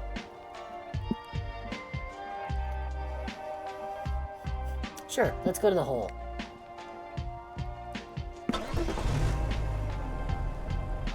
All this car is missing is a good woofer. I can help. Woof woof. Okay, buddy. A hole in the desert. Man, they'll turn anything into a tourist trap, huh? So beautiful. Some say the hole is bottomless, but that can't really be true, can it? Well, since you're here, what do you want to do? Admire the hole, forfeit material goods, or pull a prank. Okay. Pulling a prank could give us more hype. But our magic is getting a little low. But if we do forfeit material goods, that'll probably cost us money, which just puts us in the opposite problem. So let's pull a prank. There are plenty of other visitors here, ripe for pranking. You and your friends scope out your next target. Look, there's the hole. I love a good hole in the middle of the desert. Who do you think dug it? I wonder if it started as a punishment. Ah, the beautiful suffering of pointless manual labor. Want me to dig a bottomless hole for you, Miss Weaving? I could use the exercise anyway. You'd dig a bottomless hole just for me? Why, that's the nicest. Hi, Coach. Hi, Camp Director, Miss Weaving. You two seemed like you were having fun talking privately, so I wanted to butt in and have fun too. Aw. What Scott means to say is that we are tour guides. Yeah, let's go with that. We're here to tell you fun facts about the hole. Yep. Fun fact, holes play a big role in the 3 pillars of modern society. Straws, grave digging, and the donut industry. Hey! Fun fact, I love digging holes. It's my favorite hobby. I know, Mr. Howell. We passed some of the holes you dug on the way here. It's a wonder we found the true landmark at all.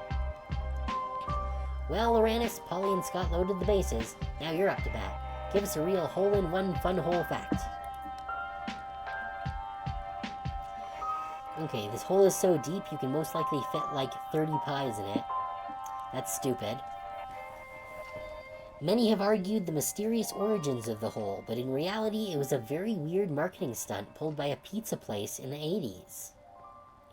Or, if you listen carefully, the hole will whisper your darkest desires to you. Don't get confused if the hole sounds a lot like me. Sheer coincidence. That one sounds like I'll probably lose soul if I do it. So I like the second one. The weird marketing stunt pulled by a pizza place in the 80s. I have trouble believing that. Digging a hole in the middle of the desert seems like a terrible marketing ploy. Oh yeah, it was definitely a bad move. Cheapskate Cam's Pizza did a lot of terrible marketing stunts before they finally shut down. They tried the hole, they did a sweepstakes where the winner got to name the CEO's firstborn child. Wow. They tried declaring oysters as the new cool side for pizza. Fascinating stuff, kids. How come I've never heard of Cheapskate Cam's Pizza before? Are you really surprised? This was the company that thought digging a bottomless hole in the middle of the desert was better than just making a commercial. Honestly, it was the 80s. Chances are those marketing stunts were fueled by ludicrous amounts of coke. Well, Miss Geist, I still think this story has many holes in it. But I lived in the 80s, and I saw several coked-up marketing stunts for overpriced fast food in my day, so the jury is still out. In any case, this is what happens when young folks stop cooking their meals at home. Aw, I didn't know you liked home-cooked meals. Can I make you my famous lamb heart muscle milk vitamin A smoothie sometime? It's great for your hamstrings. Why, yes, that's thoughtful of you, Coach. I actually love consuming my food pureed. Prank achieved. You get +2 hype out of it. Aw, we lost more soul. Alright, fine. Let me untangle my tentacles first. Alright, I guess we're going for a hype run. Not the soul run that we thought we were. And on that note, I think this is a good time to take a brief break so I can stretch and give my voice a rest for a few minutes. I'm just gonna step away, take a little stretch break, and we will get back to this in just a couple of minutes. So just stick around, and I'll be back shortly.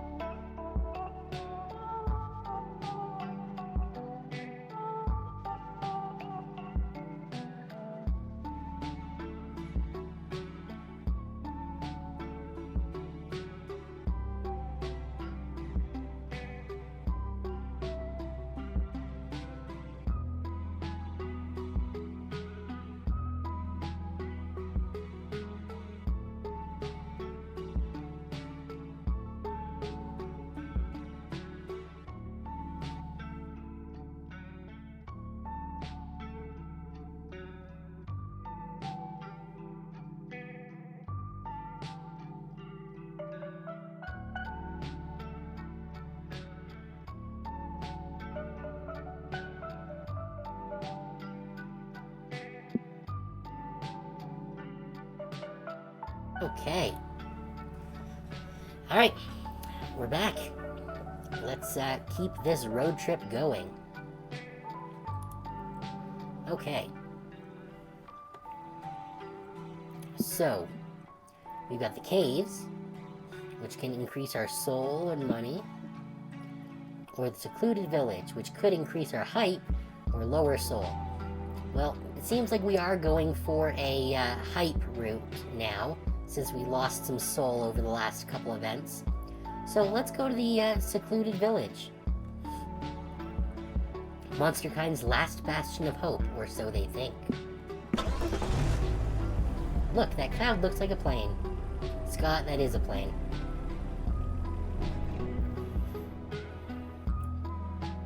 This entire city is protected by a giant impenetrable wall. Strange. The guards at the gate seem just as surprised to see you as you are to see them. We've never had visitors before, they say. How did you escape the jaws of the ravenous giants? You don't really know what they're talking about. You get the impression these villagers don't get out much. Some further investigation of this place is warranted. What do you want to check out? The church, that would be lame. The elders looks like it's going to give us hype. But the people will definitely lose soul. So we're not going to do that. We're going to check out the elders. You find the Capitol building and walk inside. Looks like the village elders are in the middle of a meeting. Howdy. Howdy, neighbors. I'm Scott. My friend and I are from the outside world, but don't worry, we come in peace. What? The elders cry. But how can this be? The giants killed all the outsiders and destroyed all civilization outside our walls. Nope, we're living proof that that didn't happen, if you'll pardon the expression. No, it is true. The giants are out there. Look, here they come to attack us now. You look over the wall to see a cardboard cutout of a giant, with a pre-recorded roaring sound playing on a loop. How stupid do you think we are? Help! It's the giants! Run for your lives! Scott? No! Not now, Scott. No, the giants are... they're totally... fuck it. Fine. You caught us. The giants are all an elaborate lie. You see, decades ago when we were young rascals, we conceived the best prank we could pull on the entire village. We made some scary cardboard cutouts and convinced everyone that we were under attack by ravenous giants. Now we've been perpetuating the prank for decades. We're forever committed to the bit. For you see, we are the Prank Masters with a Z. What? What? But we're the Prank Masters with a Z. You are? How did you young outsiders take up the Prank Master's mantle? We made it up because pranks kick ass, duh. But now that I think about it, Polly, didn't we get the idea for the name Prank Masters when we found those old papers full of cool prank ideas? Oh yeah, I forgot about all that. But I was pretty drunk at the time, and also now. You must have found the Prank Master's scrolls, says the elders. We found them too, many years ago. It's the legacy of the Prank Masters. Wow, 2 generations of Prank Masters, brought together by total chaotic coincidence. Nice. You know what this means, right? We need to combine the Prank Masters chapters and brainstorm an even cooler prank to play on this Prank village. Masters for life! You're right. This could be the most important prank we've ever pulled. What should we do? The giants have been defeated. They've been turned into cardboard by God, who's this bowl of lettuce. Abide by lettuce God's will or become cardboard. Okay. Or tell everyone time has changed forever and it's now 1 hour ahead for no good reason. And this will keep happening at least twice a year and we must all get used to it. Okay, we're not giving them fucking daylight savings time. That's just boring. We're gonna say the giants have been defeated. Yes! Yes! Fake religion pranks are so funny. Everyone's all, no, how could you shatter my worldview? Such a classic. Here, bros, you can use our lettuce for this prank. You'll put it to much better use than we would have. Hey, that lettuce was for my salad. Oh. Shh, it's okay, Uranus. You don't need it. -2 stamina is temporary, pranks are forever. Okay, so I think I need a little more stamina sometime soon. The next morning, the giants show up again. The villagers are all screaming and fleeing like usual, but then... Fear not, puny mortals, Lettuce God is here to save you. Oh boy, Lettuce God is here in the leafy flesh. I love and worship you so hard, bro. Woohoo, go Lettuce God, you the shit. Seriously, this is ridiculous, the villagers protest. A talking bowl of lettuce isn't going to save us from these beasts. You dare underestimate me, mortals? Then I will prove my power by kicking these giants' asses. Lettuce God proceeds to kick the giants' asses. And by that, I mean that the elder prank master puppeting Lettuce God throws the lettuce bowl as hard as he can at the giant's face. The giant falls flat. Holy shit, the villagers marvel. That bowl of lettuce turned the giant into a cardboard cutout just by touching it. You're welcome for saving your puny lives. I ask nothing in return, besides your unconditional worship forever. Oh, that's a little sudden. Can we think about it? You dare talk back to Lettuce God? You've seen my power. Bow to me. If you refuse, I'll subject you to the soggy, disposable, one-dimensional horror of being a cardboard cutout. Terrified, the villagers fall to their knees and bow. Many of them are sobbing. Meanwhile, you, Polly, and Scott high-five over a prank well pulled. You gain +2 hype.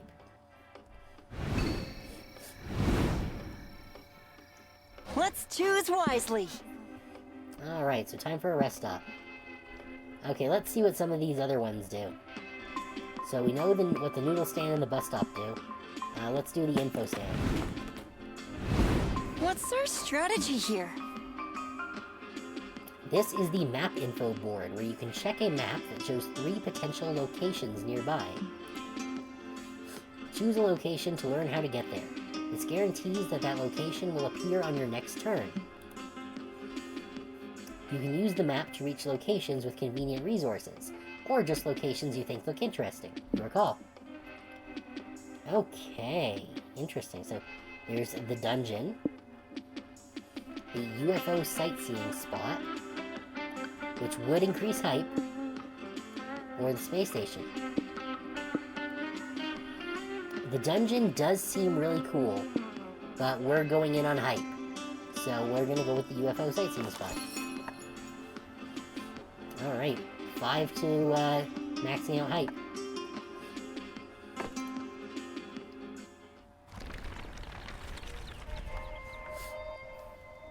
Let's win this 4. thing!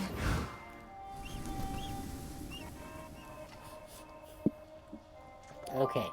Yeah, so there's no hype at the graveyard, but there is at the UFO sightseeing spot. What a pretty sunset. If you think about it, sunsets are just the influencers of the sky. Whoa, deep. You came here today to answer the age-old question, do aliens exist? We're not alone. Who knows if you'll see any today, but at least it'll be fun to hang out with the other UFO spotters. So, besides watch the stars and swap extraterrestrial conspiracy theories, what do you want to do? Really? Making tinfoil hats increases soul? Well, we're gonna look for UFOs. There seem to be a lot of alien spotters in the desert tonight. You spot 2 of your friends with their telescopes in the Hey! crowd. Hi, Kale. Hi, Abdu. Are you here to look at constellations? Have you seen my favorite one yet? I call it the Big Boy Frying Pan. Nice. I'm a fan of Origo myself. Charioteering was the grandfather of skateboarding. Changed my mind. But today, we're using our telescope to look for UFOs. You're welcome to join us if you want. Abdu and I are really into ufology. There's gotta be other life out there besides us, you know? At least I hope there is. I'd rather not be alone in the universe. Cheer up, dude. In the grand scheme of life, between our friends and the aliens and all the microscopic parasites living on our bodies, we're never truly alone. Dude, that's deep. That philosophical thought reminds me of something. Can you pass me the pipe? Okay, bro. You're looking for UFOs, you say, says an eavesdropping UFO spotter. Wouldn't you rather meet the aliens in person? Huh? Do you have a way to do that? Are you an astronaut or a mad scientist? Even better, I'm an app developer. Oh. I made an app called Unite Friends Online. It's like a dating app, but instead of finding you a lover, it connects you to an alien to befriend. Whoa, are there,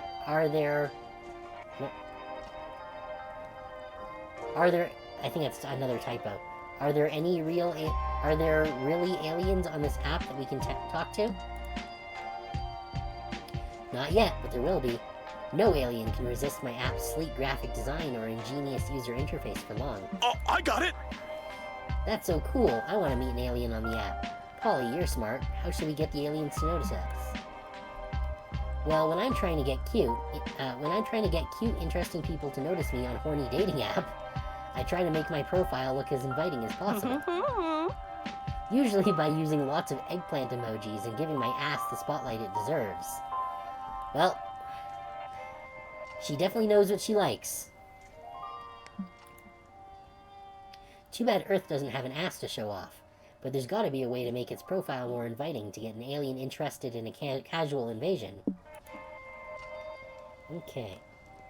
So hack into a satellite, it'll be for a good reason, to take some pics from Earth from a high angle and make it look prettier.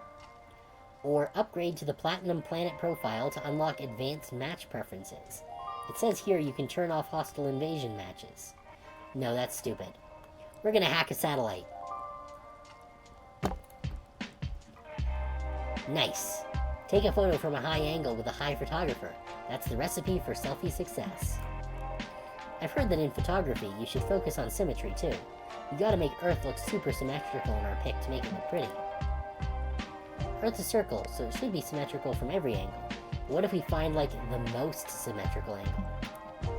Great plan. You use your computer skills to hack into the Hubble telescope and take some beauty shots of Earth.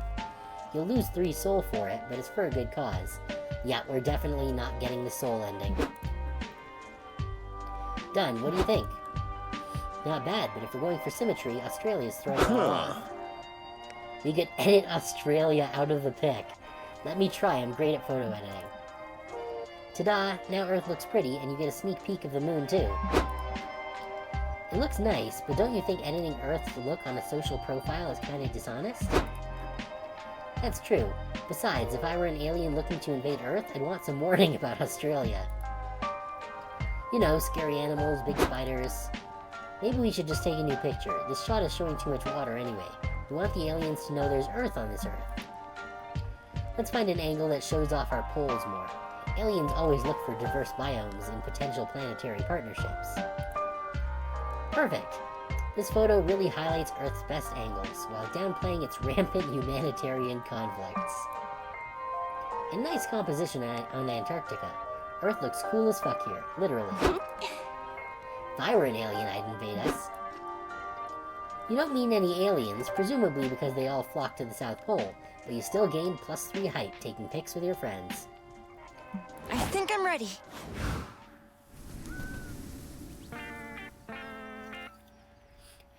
Okay. So we got city under attack. You must be the only idiot driving into the city. Or the border of a one-person country. This road trip's going international. Okay. So, the one-person country does not have any Hype. Well, it could have some hype in the one unknown, but we don't know if that's gonna happen. So let's go check out this city that's under attack. Maybe it's the aliens that we showed Earth's ass to earlier. Take a selfie with me, Scott. Not while he's driving. Okay. Burning buildings, screaming people, and eardrum-shattering roars. Scott? Run! There's no question about it. A kaiju is attacking this city. I'm not sure why you decided to visit a city obviously experiencing a deadly event. But then again, I don't know why I even expect logic from you anymore. Nevertheless, you now need to protect yourself from death by giant reptile. What do you do? Okay. So, fighting the kaiju seems like it would be pretty hype. Evacuate the city seems like it would be a plus soul. Now, we've never seen this before. Accept your fate. Progress through 3 stages by always picking options tied to a high resource. Okay, we don't really have any high resources other than hype. So we're not going to accept our fate. We're going to fight the fucking kaiju. We're gonna punch a lizard. One convenient scene transition later, we're suddenly in City Hall debating on how to fight the kaiju. I've gathered the city's greatest minds, and these random tourists for some reason, to discuss solutions, says the mayor. What can we do? Let's use bombs, the military general says. We're flush with nukes. This kaiju is just the excuse we need to blow shit up again. I like this guy. I like his whole unhinged vibe. Let's put a pin in that, says the mayor. Scientists, do you have any ideas? Where did the kaiju come from? Well, said the scientists, it's possible that all the untreated radioactive waste in the water supply mutated a lizard into a giant killing machine. Damn, if it isn't the consequences of my own actions, sighs the mayor. Just tell me how to kill the damn thing. Kill the kaiju, gasp the scientists. Why would you want to do that? Kaijus are awesome. Ooh, you know what would work? Fighting fire with fire. Let's stick another kaiju on the first kaiju to kill it. Won't that cause undue harm to the civilians? The mayor sighs. Does anyone here have an idea that won't kill thousands of innocents? Have you tried offering the kaiju a free pizza if it promises not to stomp on anyone? Okay, looks like the kaiju versus kaiju thing is our best bet. But where are we going to find another kaiju to stick on the first one? Hey, for some reason, you know exactly where. You just need to... Call Hyperion, the hungry hippo of Hyperhope. Or bring a skyscraper to life so the buildings can get their revenge after decades of the kaiju's tyranny. Okay. I think the skyscraper is probably the better option, and it's probably going to give us hype. Brilliant, scientists cry. Kaijus have destroyed cities for eons, and cities are made of buildings, so the buildings have probably built up resentment against kaijus. Unfortunately, science isn't at the point where we can bring a whole building to life, but magic is. Bring out Dr. Wizard. Oh shit, this is probably going to take a whole big chunk out of my magic. Dr. Wizard exerts -3 magic, bringing the skyscraper to life. It so happens to be your magic because you suggested it. Deal with it. Yeah, so my magic is almost tapped out here. I am alive. I have thoughts, a voice, a unique sense of self. This is horrifying. Hey, bro! Welcome to the burden of consciousness, bro. Do you feel like fighting a kaiju? A kaiju? What is a kaiju? What is a bro? What are all of these words and associations I don't have? Okay, so maybe this was the wrong idea. Huh. Ugh, it's like talking to a brick wall. Pun intended, but not enjoyed. Something's gotta kill this ugly lizard monster. Wait, did you say ugly lizard monster? I've seen one. It killed my father. If that horrible thing is threatening us again, I will fight. Buildings have parents? How do buildings fuck? Who knows? At least the skyscraper is inspired to fight the kaiju now. An action-packed cinematic battle ensues. It would cost like triple this game's budget to show it to you, so you'll just have to trust me when I say it's very, very awesome.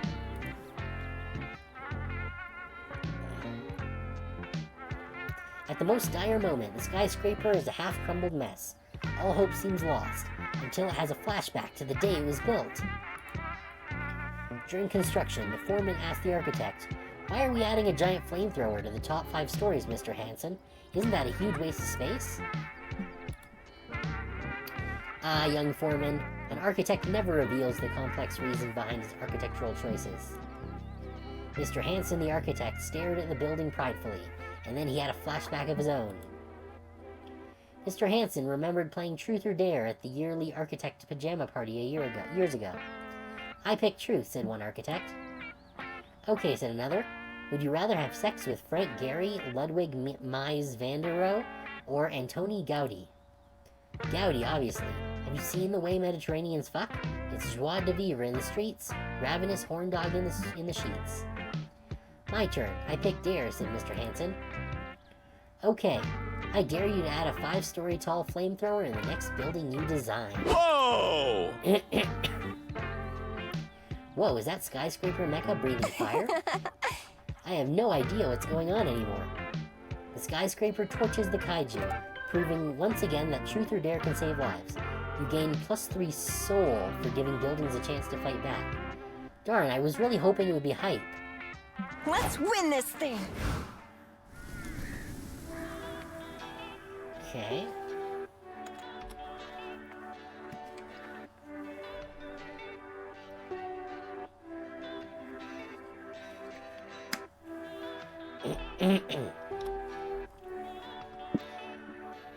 Okay, so we got a factory, or the experimental prison. We brought the fun back to prison and we've thrown the key away. Yeah, we're gonna do that. Polly, what does it mean when the needle is in the red? It means we need more magic right away. Yeah, our magic is pretty low, actually. We're faced with a very strange prison. I have no clue why you'd want to break into a prison as a fun road trip What can go activity. wrong? But it's safe to say that this place isn't your typical penitentiary. Maybe the morbid curiosity is getting to you. Oh, hey, there's Dahlia again. In any case, what are you hoping to find inside this prison? Impossible mazes, deadly games, or complex rules? We're gonna go with deadly games. You all go to the prison entrance to inquire about a tour, but the security guards just beat you until you're unconscious. Bummer. Ugh, ow, what happened? Did we go on a bender and I forgot? How did we become inmates? Sweet, you guys are finally awake. Now we can solve this puzzle. Huh? What puzzle? Where are we, Dahlia? We're in the experimental prison. We were all kidnapped and put in here as a metaphor for how selfish monsters are, how selfish monsters are, or something dumb. In order to escape, we need to solve this puzzle. There are 2 doors in this room. One leads to freedom, the other to certain death. But there's a guy guarding each door. One guard always tells the truth, and the other guard always lies. We only have one chance to ask a guard a question and pick the right door, or we die. I know how to solve this riddle. We can ask a guard which door the other guard would tell us to. Lame. Boring. Don't be so boring boo, Boranis. Let's add some spice to this situation. It's not often we get the opportunity to ask someone anything our hearts desire. We've literally always had that opportunity. Asking people stuff is free. Yeah, but now we've got added stakes to the situation. And the stakes are meaningless to me because I'm already dead, so let's just have fun with it. But Scott, Dahlia, and I aren't dead yet, and we'd really like to stay that way. Ha! I'd like to see them try to kill me. Worst case scenario, I just get another cool scar. Good one, Polly. And my understanding of mortality is shaky at best, so I'd rather do this Polly's way. Well dang, peer pressure is your greatest weakness. Guess you can worry about not dying later. It's funny question time. Nice. Nice, let's fight fire with fire. If these guards wanted to mindfuck us with this riddle, let's ask them a mindfucky question to get back at them. Okay. So we got emotional warfare, Guard of the left door. Is it true that you've developed secret feelings for guard of the right door? Or FOMO warfare. Guards, now that we're all good friends, I thought about renting quads for all of us. Want to join us for a day of thrill, fun, and quads? Okay, I think the quads one might drain our money or stamina. Emotional warfare is probably mind or soul. So let's go for the emotional warfare. Ooh, nasty. We're definitely gonna lose, 3 soul for playing dirty, but fuck it, I wanna see what they say. You stroll up to the first guard and ask him your question. Well, I don't know what you mean, he says, sweating. We're co-workers, and office romances are usually bad news, and... fuck it, I can't tell a lie. It's true, I'm hopelessly in love with guard number 2. After years of working together, all the nice conversations, I couldn't help catching feelings. And we have so much in common, we both guard doors. You really love me, guard 2 gasps? Guard 1, I don't feel the same. What? What? How could you break his heart so casually, bro? Guard number 1 looks like he might cry, but then he realizes, wait, but you always lie, don't you? Does that mean you do feel the same? Guard number 2 winks roguishly. I don't know, guard number 1, why don't you come over here and find out? Holy shit! Holy shit, they're hardcore making out. This is the best! What a twist. Here I thought we were in a Deadly Games genre scenario, when it was actually a rom-com all along. With the guards distracted, you can easily check both doors. You find the right exit and leave it unharmed. I'm happy we left safely, but I'm even happier those guards found true love. You rock! True that. Uranus is a master riddle solver and matchmaker.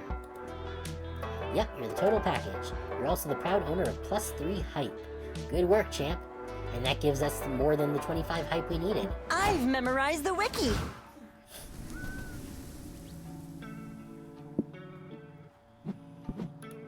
Okay. Okay, so we can't just go to the destination. We have to keep that hype up until the end. So, we've got the gift shop. Or the fortune teller. So, both of them have possible money up, money down. But the fortune teller also has soul down, which we don't really want. Or the gift shop is mystery.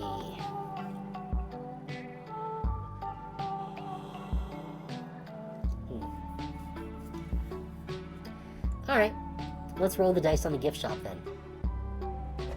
Is this... yeah, this is just before pit stop. Okay. I'm bored, I want something to happen now. Oh, we got a occurrence. You and Milo are taking candid pictures of each other in the back seat. Scott's driving, but he seems worried about something. That car has been following us for a while now. Hmm? Oh, that car? Don't worry, that's just my camera crew filming some B-roll for the show. The what now? The show, silly. I'm producing a web series called Milo on the Road, where I travel around and be my fabulous self. It fulfills my fans' morbid curiosity about my day-to-day life, and who am I to deny them that? Everyone can use more Milo in their day. Does that mean we're on the internet right now? That's so cool. Hi, Grandma. I'm gonna teach you how to watch this when I get home. Nice! Sweet. I've always wanted to be a wacky side character in a reality show. I wonder if I'm the fan favorite yet.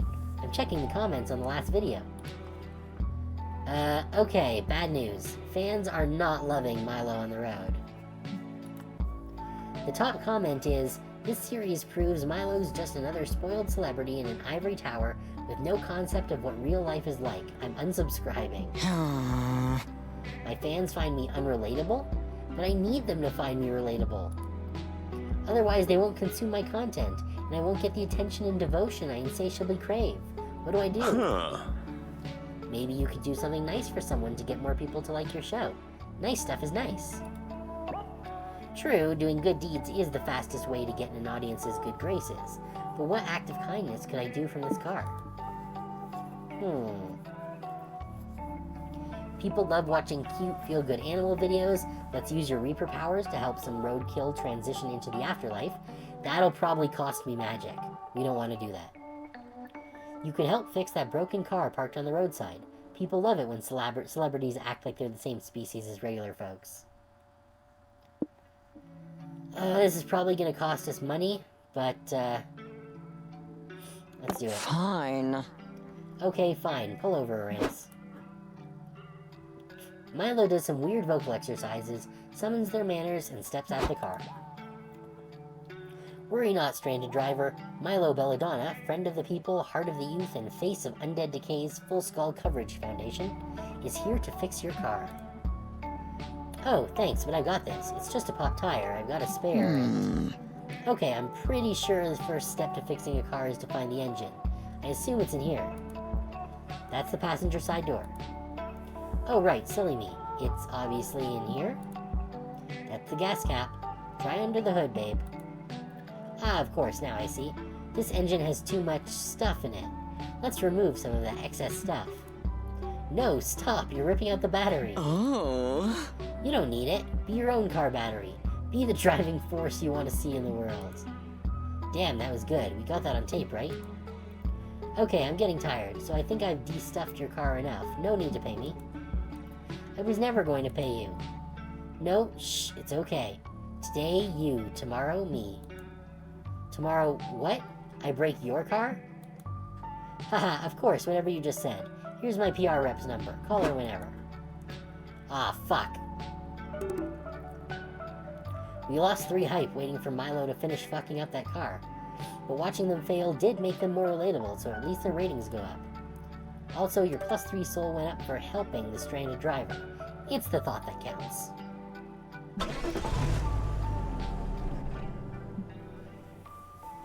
Dang it. We're now 2 hype short. What sort of gift shop even is this? Just a pop-up stand in the middle of the desert? What? Oh, it's this jerk again. And what are these products for sale? What are they for? What are they even made of? Well, this is definitely weird, but you might as well. Bring the shop to the next level. Get the good stuff.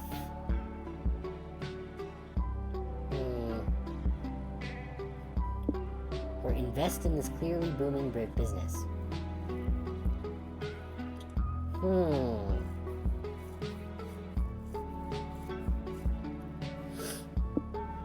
I think getting the good stuff, while it'll cost us money, it will also probably increase either our hype or our magic, or our stamina maybe.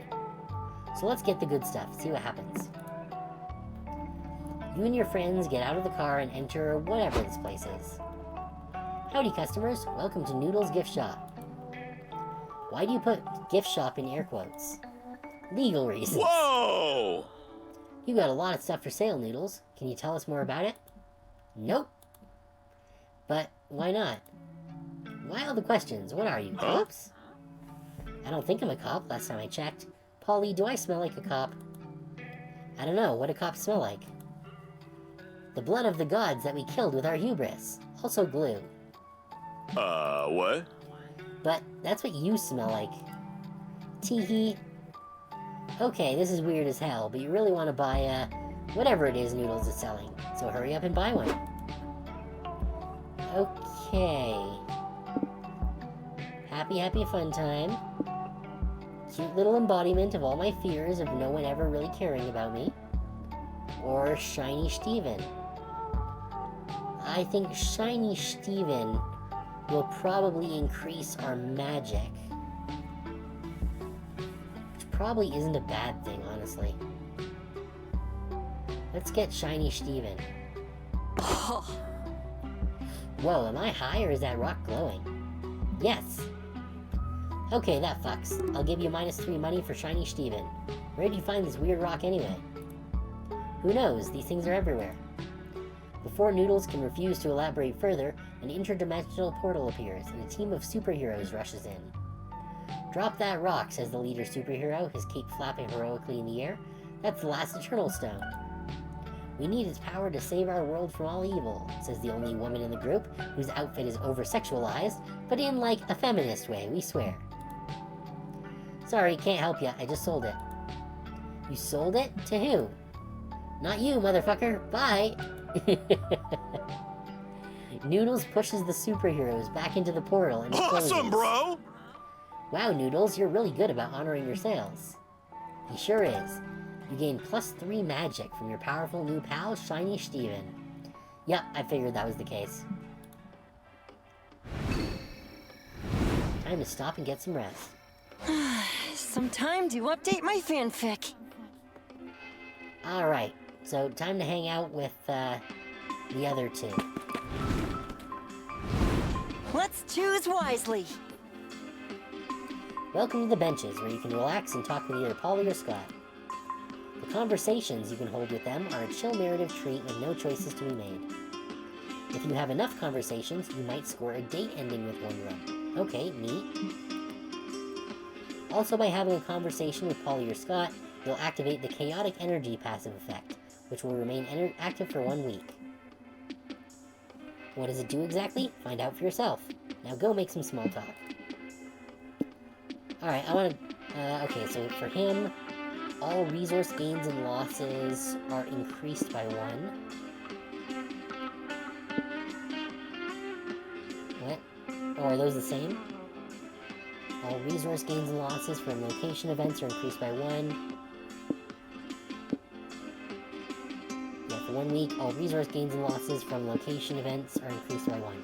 So yeah, it's the same thing. So let's talk to Polly.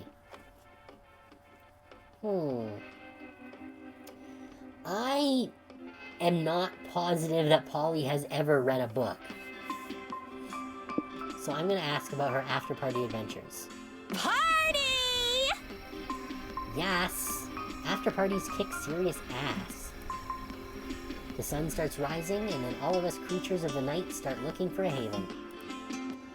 You're super drunk, or high, or neither, or both, wandering directionlessly in search of an after-party.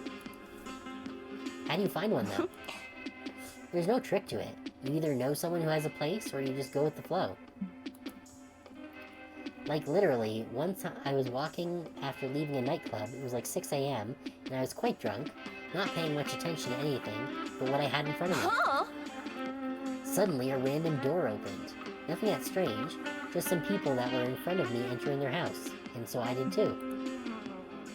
I had no plan, I just saw a door open and assumed I was going there too, not realizing I didn't know any of these people. It happened to be an after-party. When they realized I was a sort of party stowaway, they just welcomed me. No way! Imagine that. Of course, what I did was dumb as fuck. Entering random houses should always be a no-no. But I guess sometimes you get lucky and strangers end up being actually nice. We partied till noon and forged an actual nice lasting friendship. And those strangers ended up being my good party buds, Summer, Macarena, and Cheese. Whoa, friendship origin story. Right?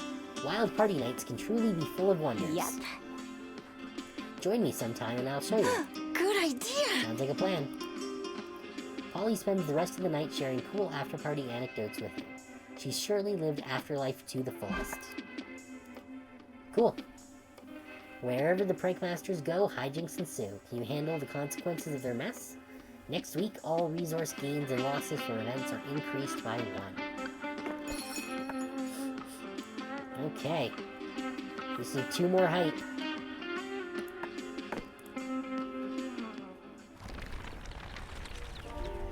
Week 5. Hi!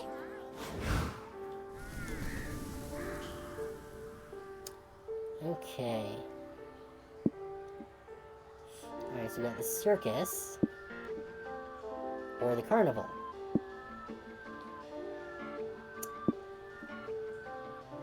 Let's witness marvels unspeakable at the carnival. Oh no, I almost hit that possum. Don't worry, it wasn't its time.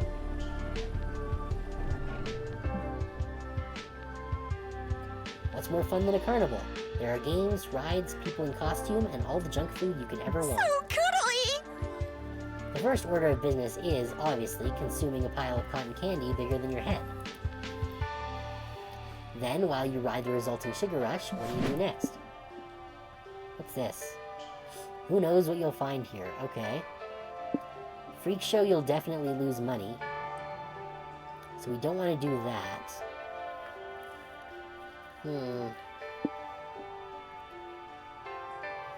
Carnival games is probably gonna lose money as well. Let's do the House of Mirrors. You wander through the Hall of Mirrors until you stumble upon an unexpected visage. Ooh la la, look at you, babe, all tentacles and cuteness. What can I say? I am an eldritch cutie after all. A cosmic princess. A craft of love. A device of destruction. A deity of despair. Hey, what are you doing here, you party pooper? Reminding you of our purpose. We are meant to bring extinction. Cease your childish games. Shut up, I'm not you anymore. Not in this timeline, apparently, but we exist forever in the multiverse. Bless every reality in which I ended you then, you frowny face.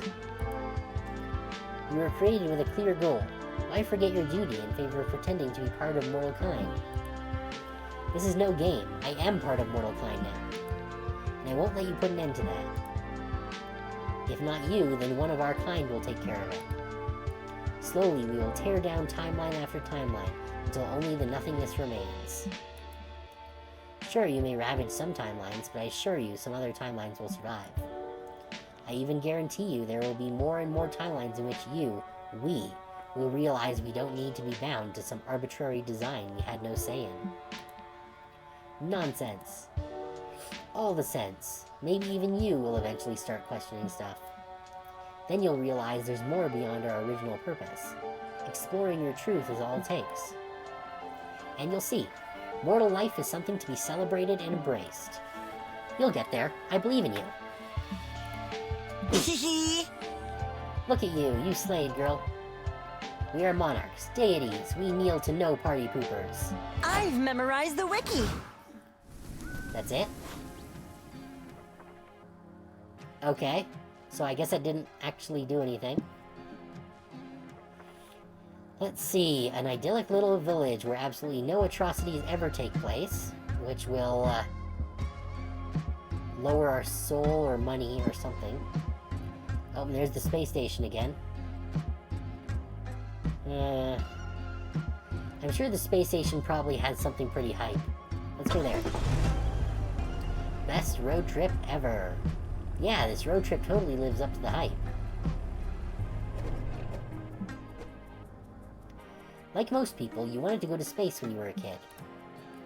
Then you heard about how much math was involved and decided that shit wasn't for you. 3, 2, 1, But smile! now's your chance to indulge your inner space cadet. What do you do? Okay.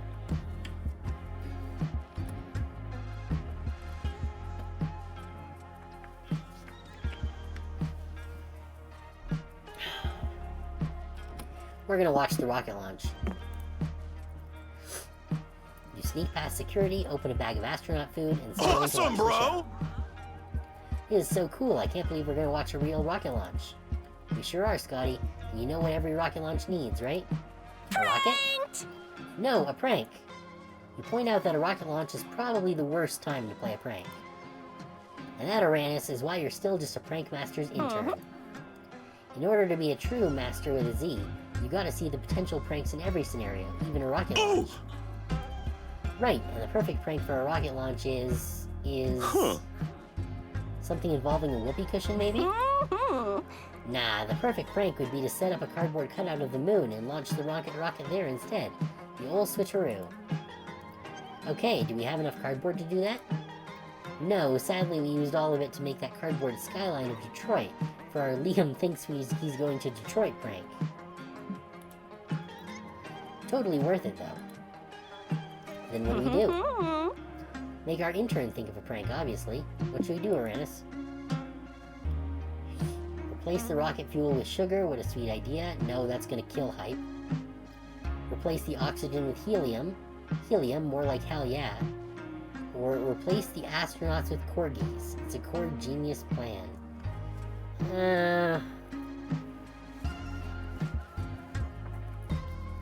These all sound terrible.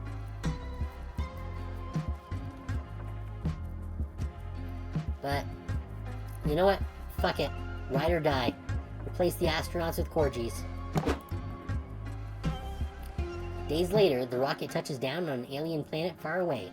The aliens watch as 200 corgis exit the rocket wearing four-legged astronaut suits. How do we address the alien situation? The planet's emperor asks at the next advisor meeting.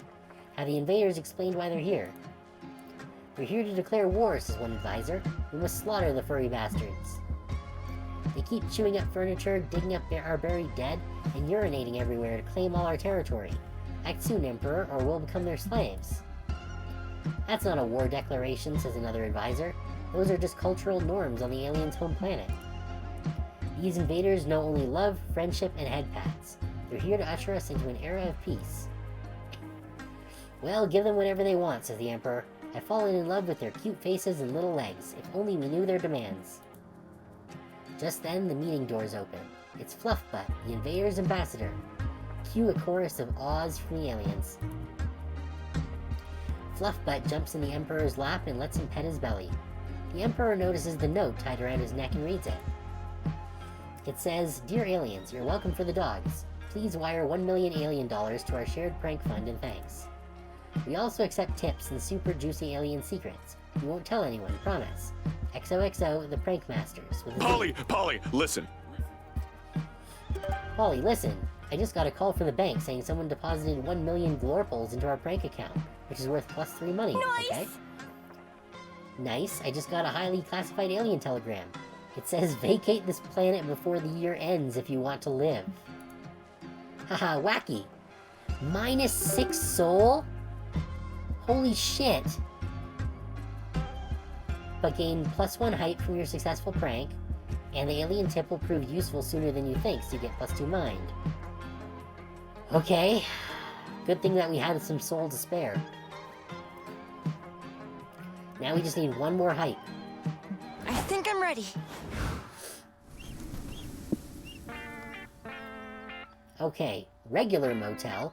We got the cheap motel, we got the expensive motel, but not the, regular motel. Or the Cryptic Tech Company. Let's just go to the regular motel. Assemble the whole set. That was so cool. Can we go to Space Polly? Maybe next road trip.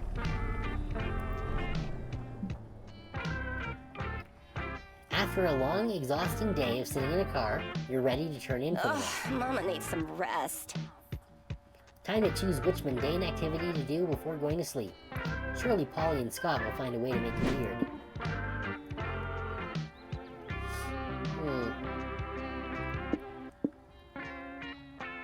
Let's get some pizza.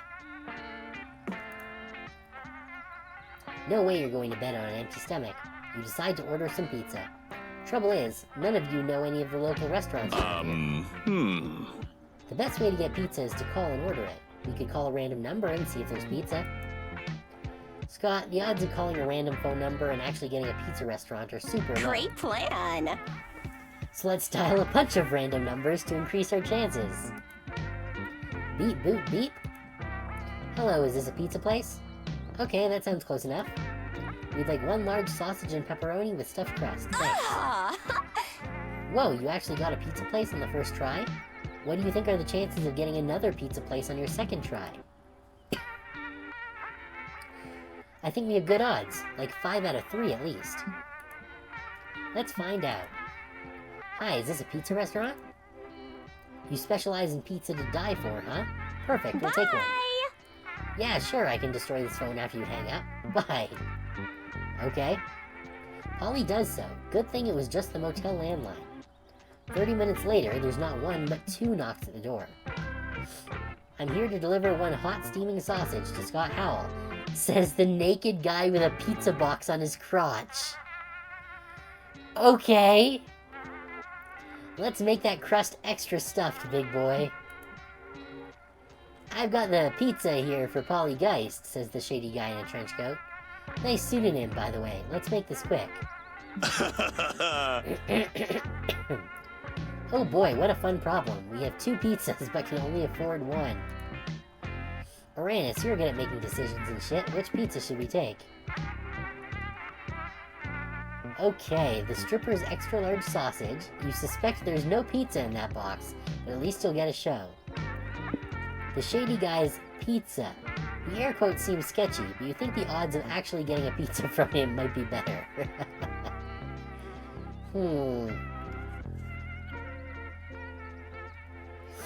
So either way, we're gonna take a hit on money. You know what? Let's go with the stripper. You let the naked guy inside. He immediately sits on Scott's lap. Whoa! Whoa, what are you doing, pizza bro? Delivering your pizza, of course. You want me to feed it to you, big boy? Sure. Man, this is a really thorough delivery. Scott does not get pizza. What he gets is a stripper giving him a lap dance to a trap remix of the Italian national anthem. Nice dance, but you haven't given me any pizza yet. When's that gonna happen? Oh, you mean what, you want more? Maybe you want a side of delicious fries. Yeah, I guess I could go for some fries. The stripper opens the door, and another stripper walks in wearing French fry nipple tassels. Kinky. Oh, you know, I think I'm craving fries, actually. You can bring that right over here, babe. Huh? You never eat, Polly. What's going on? Well, Scott, I've expertly deduced that these people aren't pizza delivery people. They're strippers. They deliver lap dances. Oh, that would explain why they're really good at stripping, but really bad at delivering food. The strippers give you all a full contact delivery. You lose 4 stamina because you're still hungry, but you gain 4 hype. Awesome. Hi! Now we cannot afford to lose any more stamina! Okay, we need an up stamina, so not there. This isn't up stamina either. But maybe we can get some food if we spend money at the futuristic gas station. Go hug a tree, nature nerd.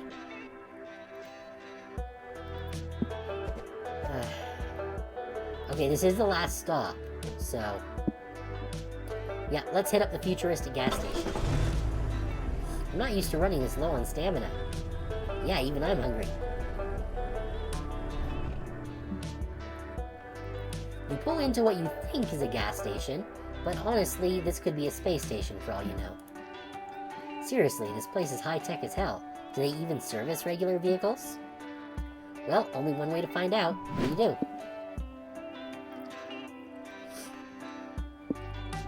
That's magic. Yeah, we don't need more magic.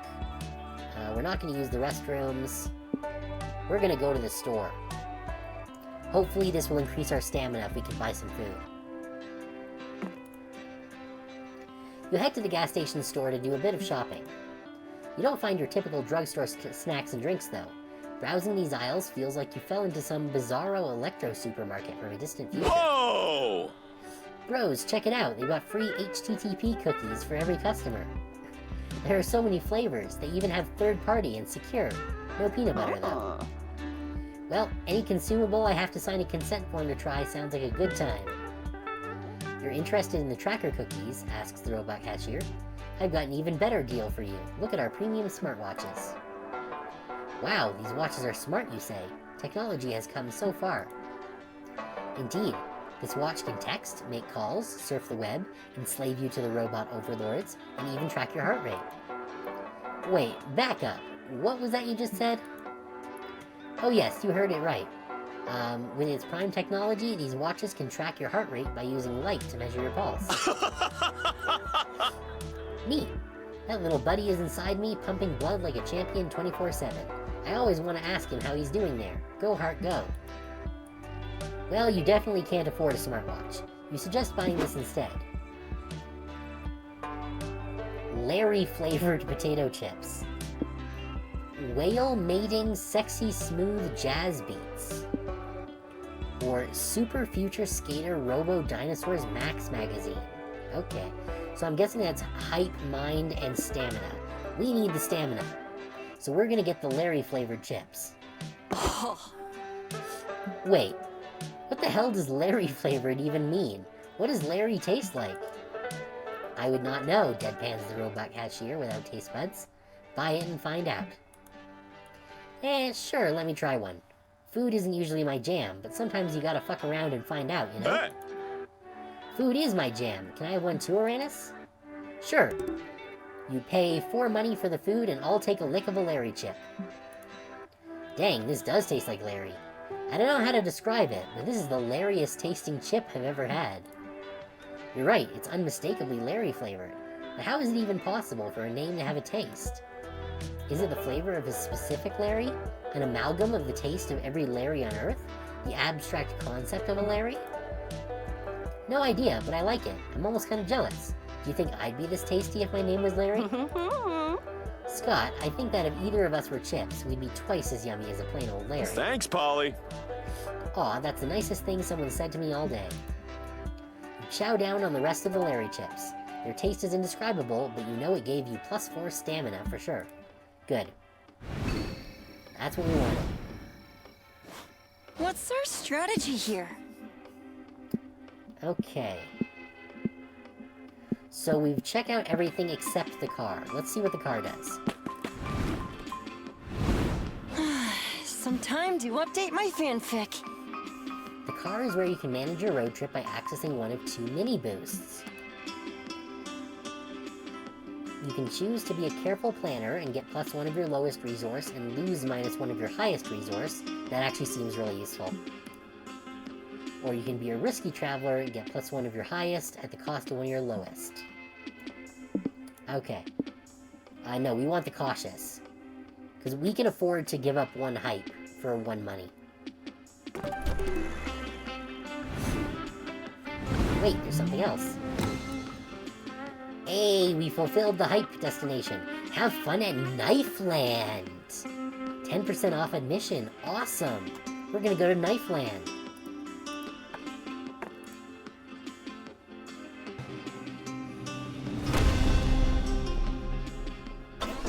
Damn, now that looks awesome.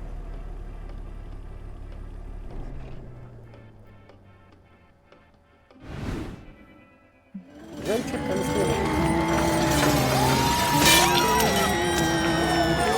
Knifeland, land of fun and nice. We ride all the rides, twice. They're awesome and deadly in equal parts. There's the murder mansion with actual murder. There's not 1 but 2 free falls. There's the pit full of spikes and the guillotine free fall, which let you keep a severed head as a silly memento. There's also the blender, the pendulum, and a volcano. You're still unsure if the volcano was supposed to be a ride, or if it was just a random volcano that happens to be there. So much fun, and you even managed to survive, which is a big plus. Knifeland forever. And that wasn't all. Congrats, you've reached your destination. But there's more to it. Every player gets an individual ending. You could end up being a lame loser, just okay, or the MVP. In multiplayer mode, the result will be determined based on how much you each contributed to the resource needed to reach the destination. In single-player mode, it's determined by your overall resource spread. There's also the date ending, which has its own requirements, but ending up a lame loser will override the date ending. No dates allowed for lame losers. Anyway, let's judge you. Now, all of the events add and remove equally, so I think you're going to have a spread of 60 no matter what. Like, if we take a look at this here, then we got, let's see, 33, 44, 54, yeah, it all equals up 60. So I'm not entirely sure how this works, but I guess we're gonna see.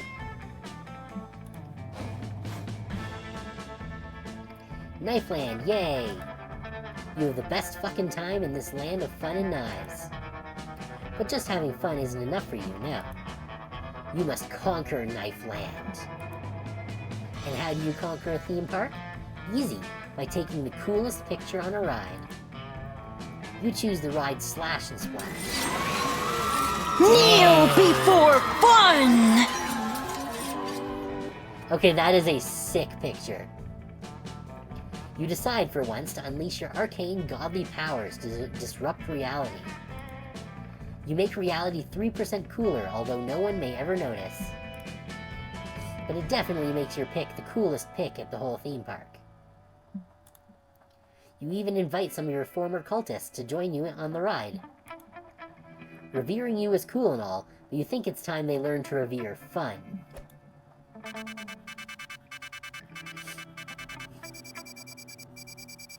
Okay, and so we did get the good ending. Okay. That's good. Okay. So there are 3 different possible destinations for each type of location. Interesting.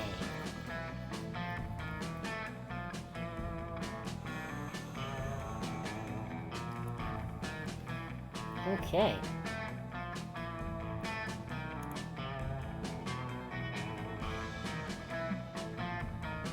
And just like that, the road trip came to an end. It was full to the brim with danger, fun, and utter nonsense. It was everything we could have expected from a trip with Polly and Scott, and then some. We not only survived the whole thing, but we conquered it, and came out different people. It all turned out to be a pilgrimage into self-discovery. A rite of passage, a quest for growth. That is to say, a fucking good road trip. As we were heading back home, I thought about how all of this was just one of the first stops, in a much bigger journey that was only just beginning. Welcome to the streaming version of the dreaded song. My name is Claudia Martinez. Oh yeah. This time they gave me quote unquote. So because we are on streamer mode, the ending song here is a different royalty-free song that is not the default one. So I'm not sure what the actual default ending song is, but it's one that could have theoretically triggered copyright issues. So they have a specific streamer mode that changes the end credit song.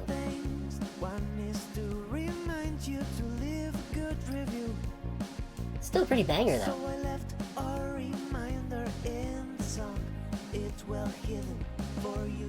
Why would you use the headphones like that? You use the 2 inner headphones, you putzes.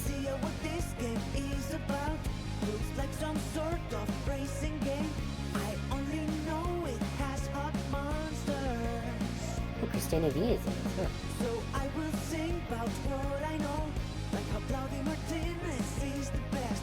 5 stars, 10 out of 10. I could be writing songs all day. Okay, second thing is to tell you the song is safe for streaming. No strikes, no copyright. Careless streaming. Cute animations.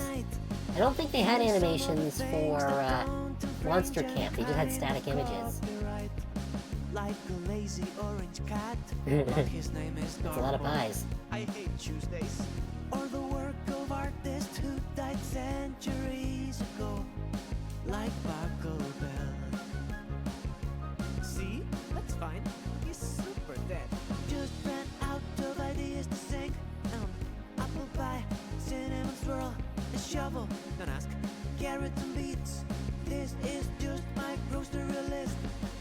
Please leave a good review, my love. Please leave a good Why does Polly have so many snacks? She doesn't even eat.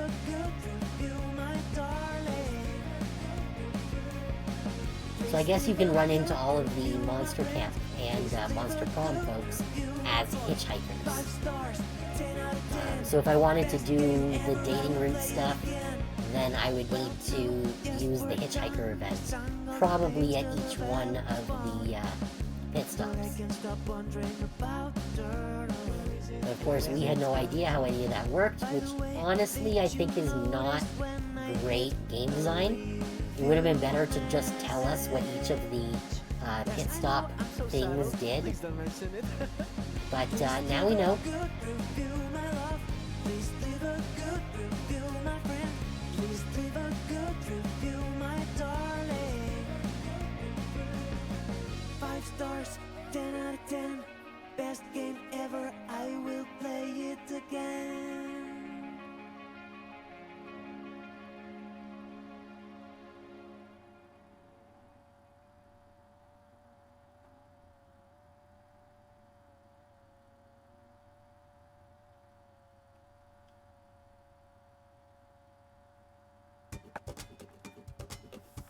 We can now play Prank Master mode. Okay, so we're not going to do that, but I just want to see what Prank Master mode is. Add some cutthroat mechanics to decide who's the MVP. Beautiful glitch declines responsibility for broken relationships. Okay, so I'm not sure if that would really do anything on single player. How do I... Can I get back? Back to menu, there we go. Yes.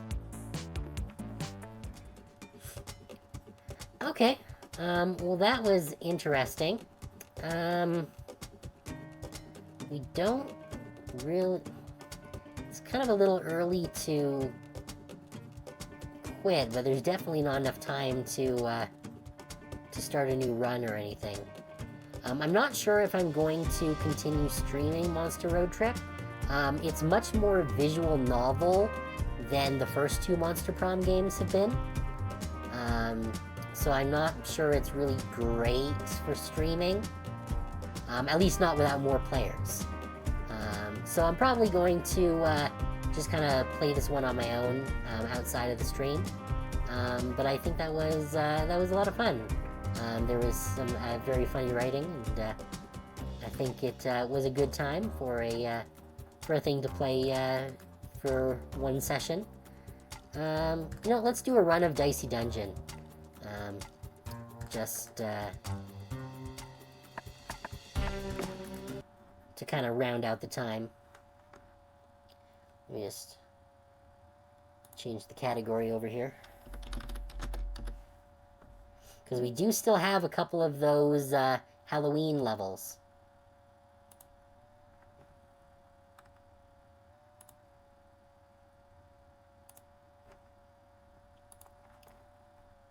So let me just get that open here.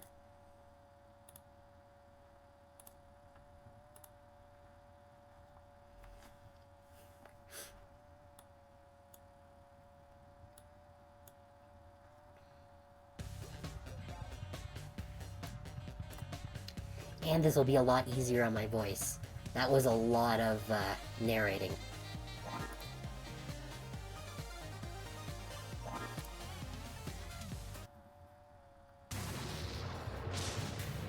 Alright.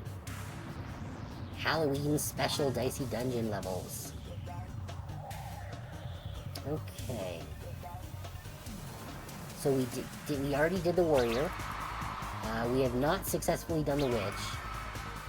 Let's do the inventor. Yeah, we haven't tried it. We did try the witch last time, but we were not able to finish it. So let's do the inventor. Challenges, what are these? Okay, yeah, so there's just one of each for completing each of them. Alright, so let's go with the inventor here.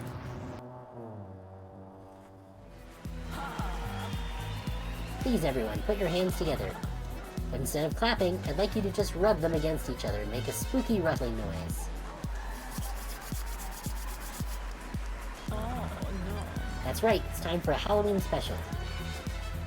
You said you got new equipment for me to try out? I'm so excited. That's right, so much new equipment. You're going to love it. I know how much you like the chance to be ingenious. Wait, that ominous pause was pretty ominous. Is there a catch? My dear, a catch? What an accusation. Of course there's a catch. The equipment is extremely terrible. Let's take a look. Okay, so there's a ton of equipment, but it sucks. Alright. What do we get? Electric shock yourself? That's bullshit. Singularity, roll a 1. He's a... What? Lose 5 health? That's terrible. Why would I ever want to do that? So I've basically got the electric whip. That's it. Alright. Well, I guess we'll go through the frog first.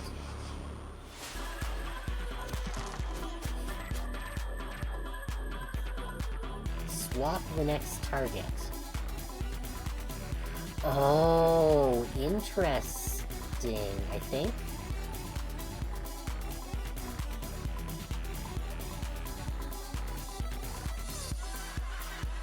Well, let's, do that.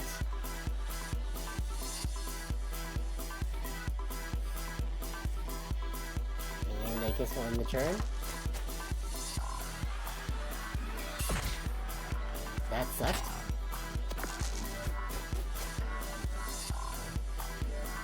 Okay. So if we do this, and swap the next target, the next equipment you use will swap target. Okay. So then we can do that to... There we go. Okay, so that's how that works then. Gotcha. Victory! You throw away your boring old gadget. You are inspired to create a new gadget. Choose an item to destroy for parts.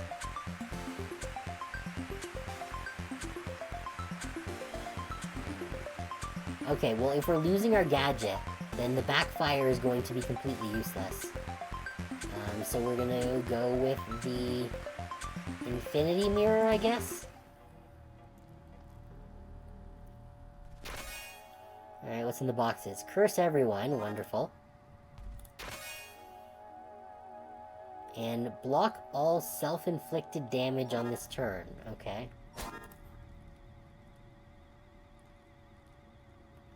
This is real fucking rough. Alright, well.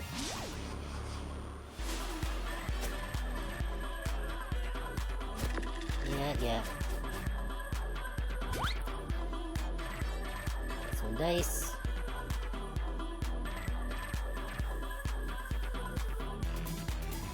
Well, I don't know if that will prevent the shock, but...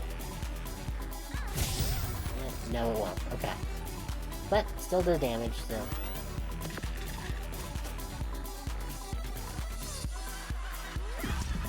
Ugh. I do not like poison. All dice become 6. Okay. Oh, and I can infinity mirror as much as I want. That's interesting.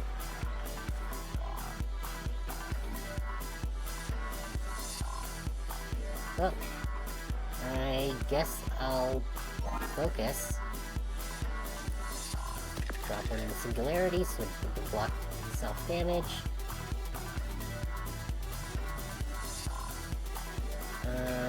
Curse. I don't want to use the curse quite yet. So do that. And yeah, that's fine.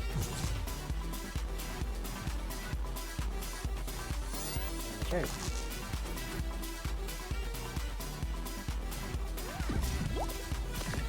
Oh, fabulous. More poison.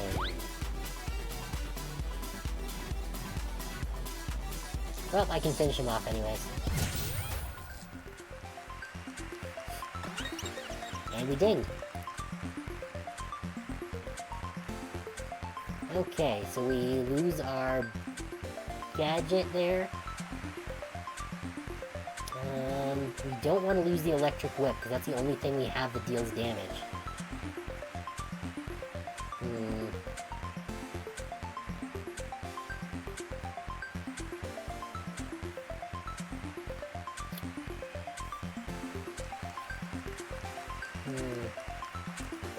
No, the singularity is... it has possibilities. We're going to take the cackle.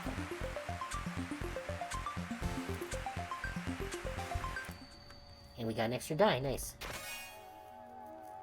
Double edge. Do that much damage to both the enemy and you. Okay. Alright, so good thing that I kept the ones that I did. Because I can use the singularity with the safety goggles to protect myself from the double edge.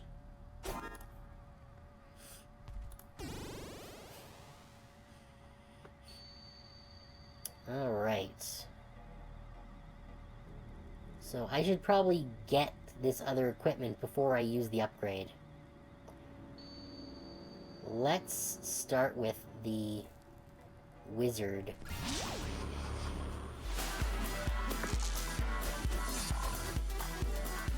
So, curse you.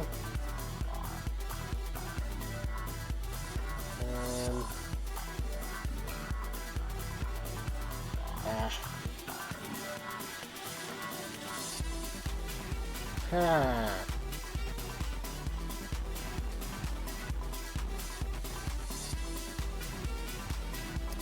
I'm just gonna do an electric rep. Call that. On curse. Damn it.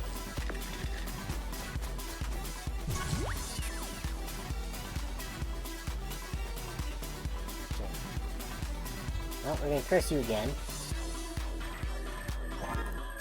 Focus.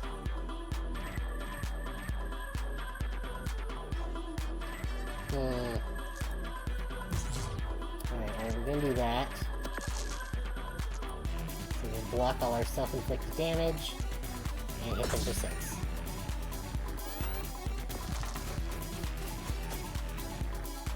Five is teleport. Shit. How is he avoiding all the curses?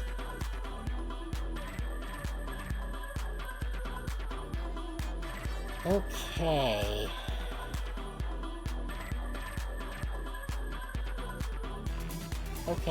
Okay.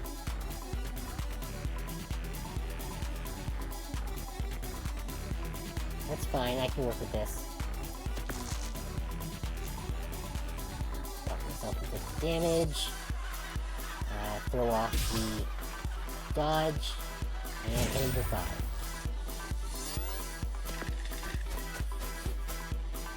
Come on, fail. Good.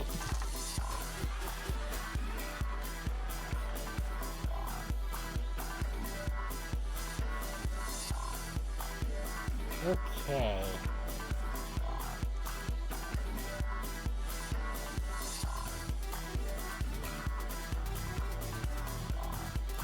Block the self-inflicted damage. Oh, curse him. Number 6. And another 2. Which means hopefully I should be able to beat him on this next round. 2 fail. Damn it. Curse you.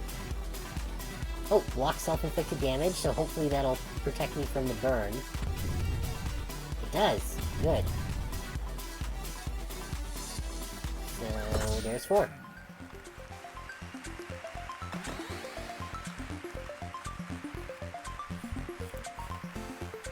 Okay. I think I want to keep the safety goggles for now, and the electric whip.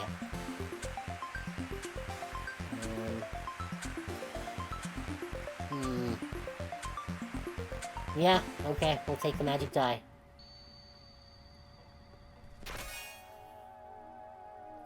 Kitchen tongs, flip a die, okay? On its side. Okay, that's weird. I'm not... I know the opposite side of a die is however much adds up to 7. I don't know about the side. That's gonna be weird.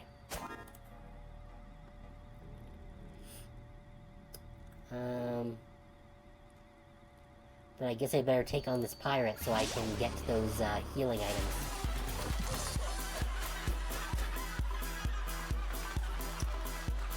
Okay.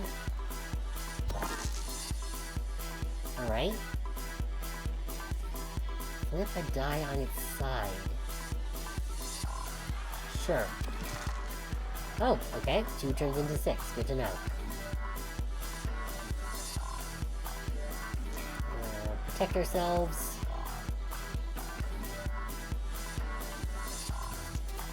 Double edge. And the whip.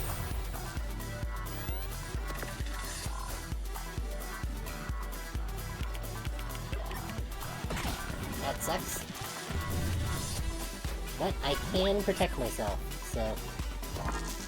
Magic dice. A 2 becomes a 6.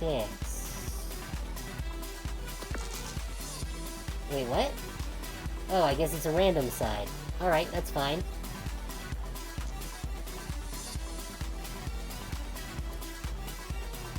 Put that on the safety goggles. I don't need to use my focus this turn.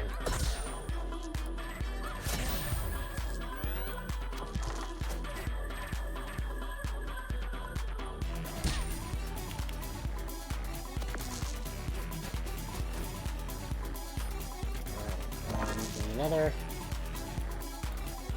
No self-damage. Yeah, that'll work.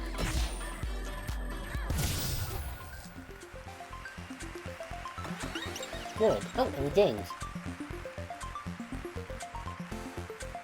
So let's...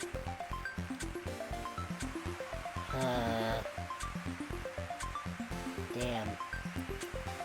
If I burn the safety goggles, and I can't use the double edge anymore.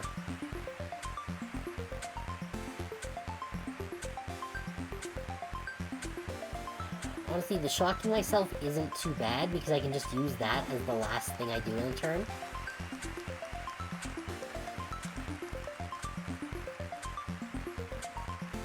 Let's burn the double edge.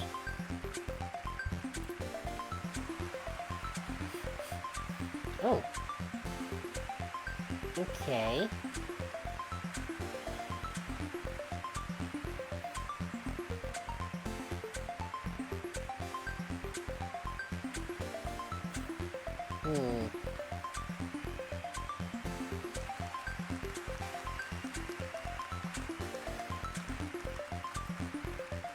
Let's take the jealous sword. And then maybe we can upgrade it into something actually useful. Shadow dice, duplicated die, and lose health.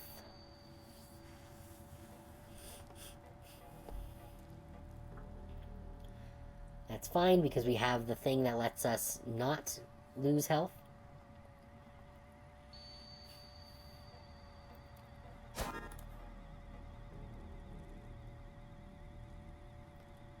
Yeah. Alright, yeah, let's take on the marshmallow.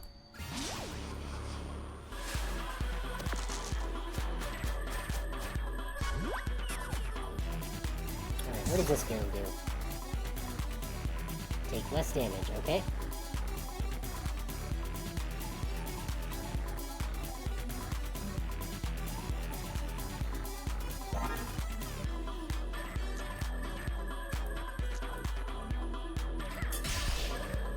Good.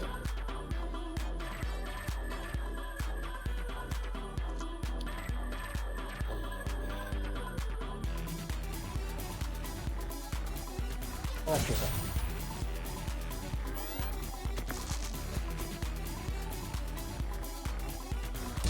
Oh, great.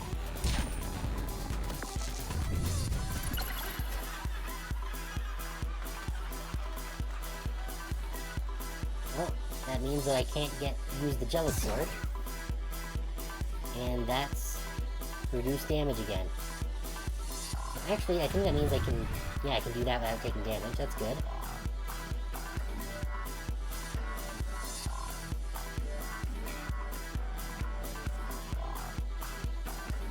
But I can't use the jealous sword, because in order to use it, I would need to use something else. So that sucks. Well, I guess we'll just use the electric whip and call it.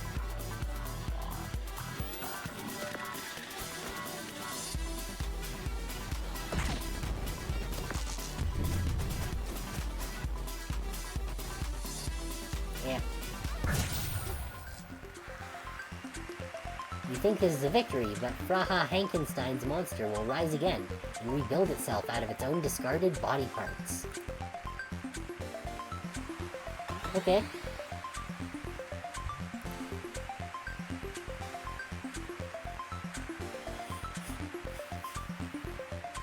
Yeah, let's burn the kitchen tongs, they suck.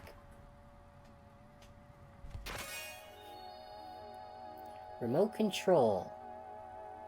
Do however much damage on a 6 randomized gadget. Okay. What do we got in here? Scrap kettle. Self-inflict 1 burn. That sucks. Polarity flip. Swap the next target. Okay. Pressure cooker. 2 damage for each die used on this. Okay. So those all basically suck. Oh, let's heal up. Good. And let's see what the upgrades have to offer. Makes it a single slot. Okay, that's not bad.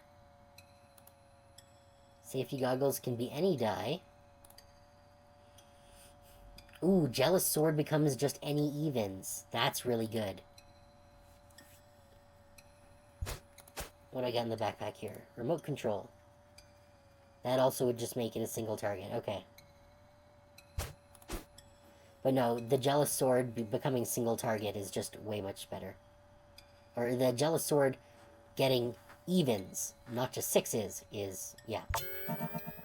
Good.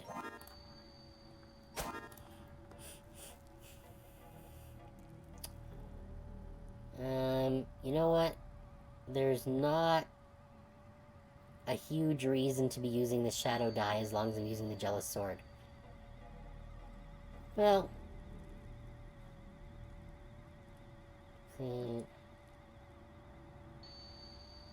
yeah, you know, we're gonna take that out.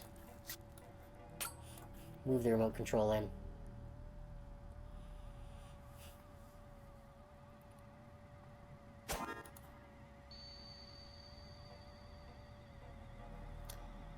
Okay. Let's make our way down. Where are we? There we are. Okay. Baby squid.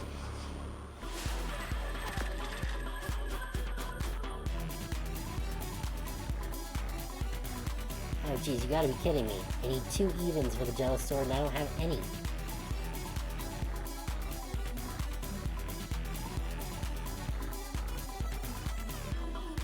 Well, we'll do that. Reroll. Give me a 1. Alright, wonderful. I guess I'll do that. Doesn't matter.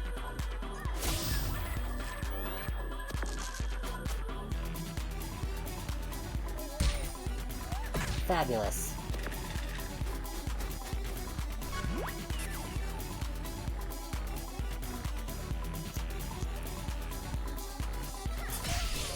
Damage there. And another 5. Good.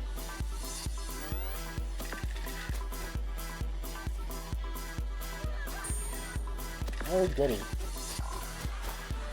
That's fine. So you got 2 6s. The Jealous Sword is actually really good now.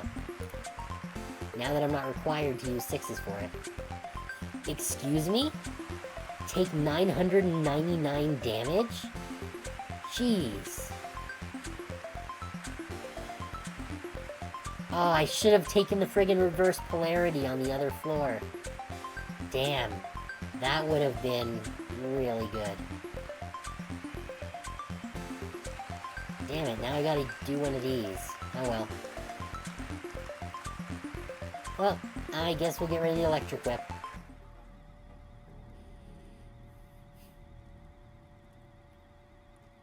Well, might as well take that.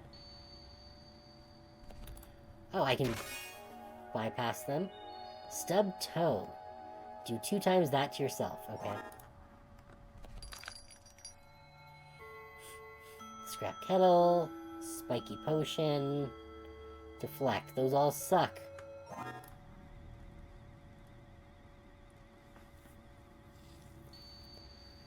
Okay.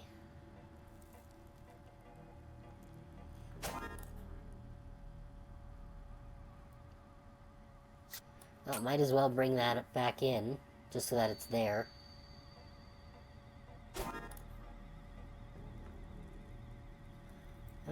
Okay, let's deal with the handyman. we'll deal with the demon last.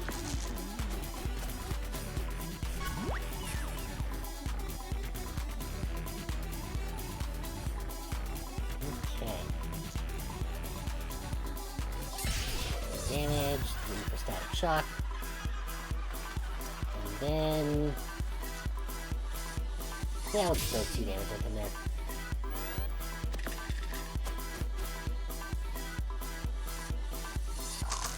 Interesting choice. Oh, right, because you can do that stupid shit.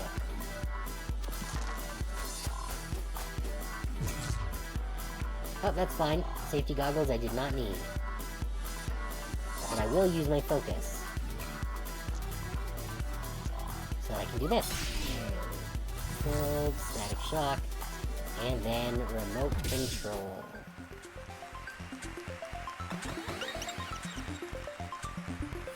Very nice. Wait, Stub Toad turns into Night Terrors too? Jeez.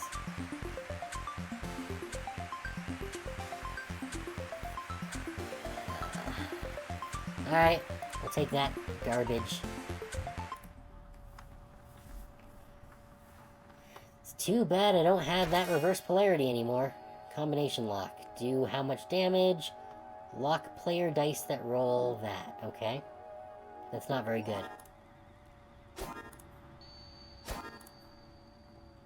Alright. Let's hit up the upgrade. What do we got here?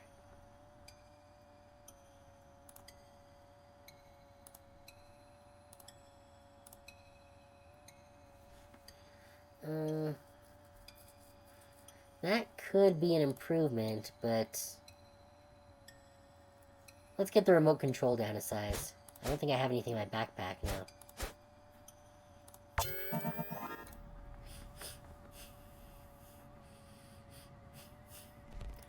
Alright, demon. Let's dance.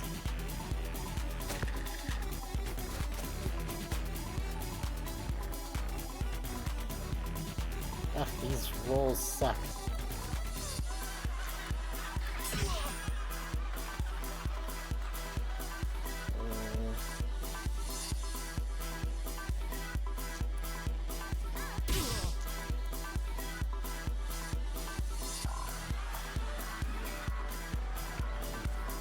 Yeah, I can do this because it would be self-inflicted, so it prevents it. I just prevented 999 damage to myself.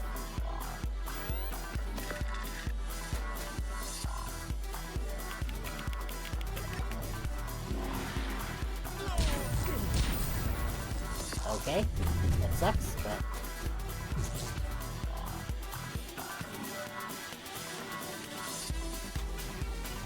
ugh. Damn it.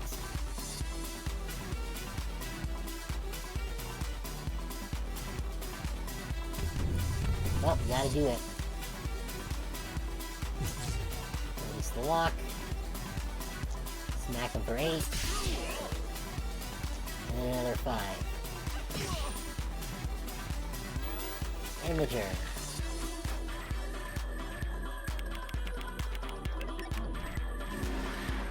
Fabulous.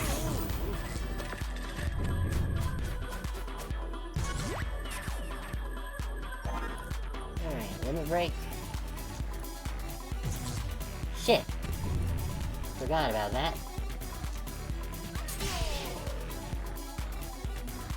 And I guess I'll take the extra 2 and do that.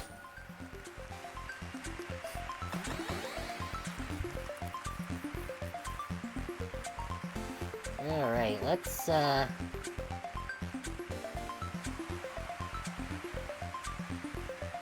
the shadow dice into this. Duplicate all dice. Ooh, there's a second shop that I wasn't aware of. Do 8 damage, lose 2 each battle. Inflict 1 weaken to both fighters. Heal 8 health to enemy. Why? Why do they all have to suck so much? Alright, moving on.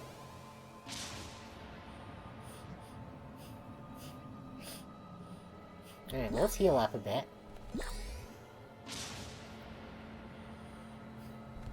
And let's deal with this Yeti.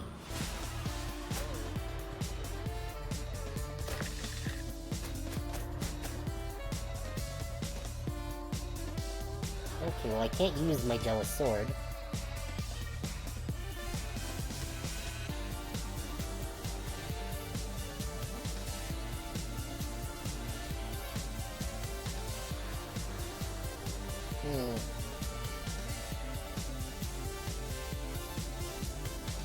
So I guess I might as well do this.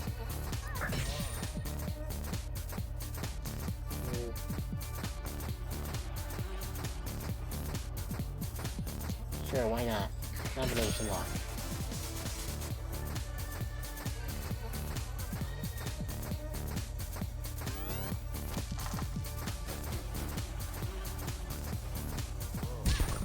Fabulous. Sure do love rolling ones.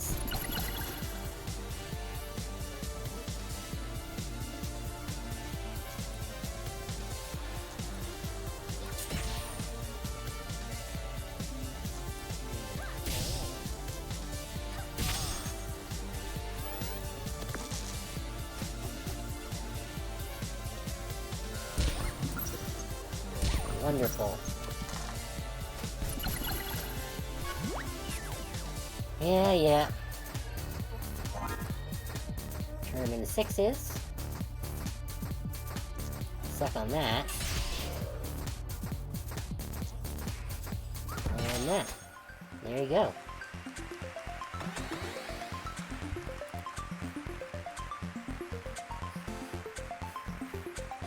I want to hold on to the combination lock. And the jealous sword. Yeah, sure, we'll turn the safety goggles into a pillow fort. Wall of mirrors. Oh, wonderful. Gives +1 dice to the enemy. So that's crap. Oh, is this a fighting one? Damn it, it is. Alright, guess we gotta fight this shitty rotten apple.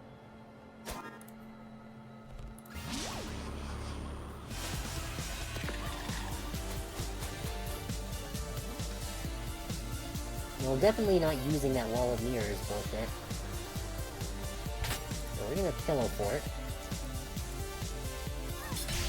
8. And 3. And 2. Not too bad.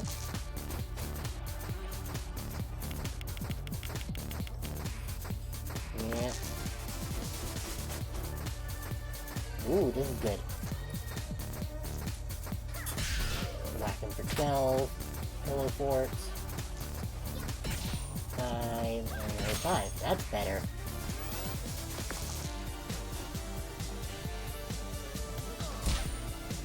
Ah, shit.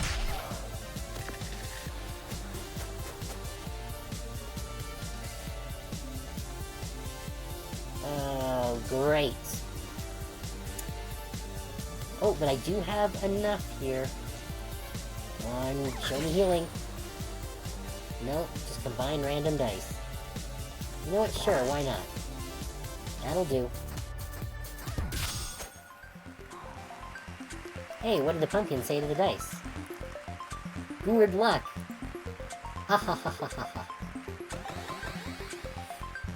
Great, so I have to survive another battle with only 11 health. I don't want to get rid of any of these.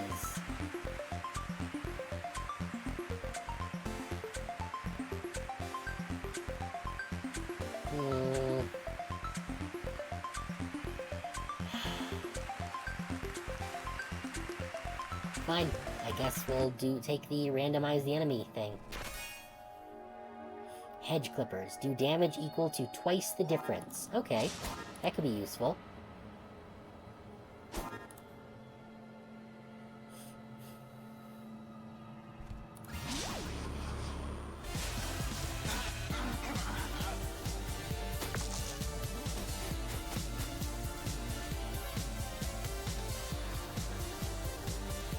Okay.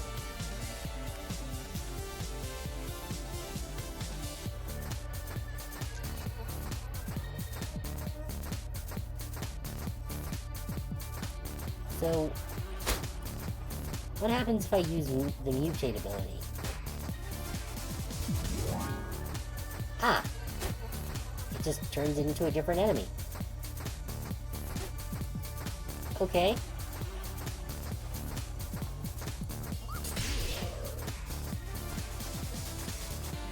Interesting.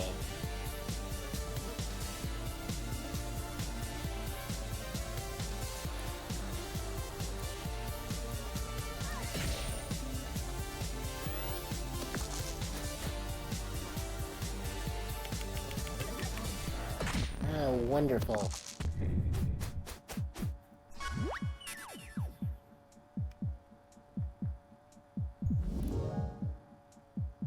Okay, a wizard, that's possibly less bad.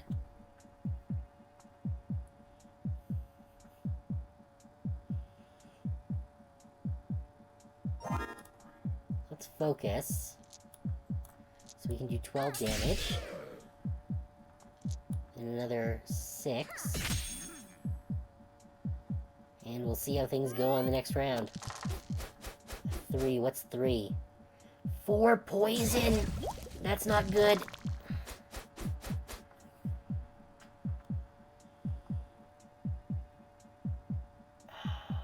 Fuck. Oh! Nope, that's fine. I can use my hedge clippers. For 10. There we go. Oh! Wait, what? Why did I only get 2 experience from that?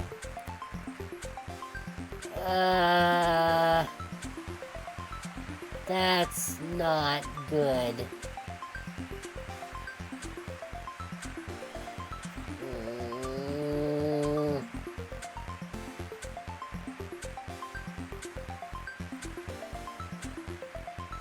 That's very bad. So now I'm at 1 health.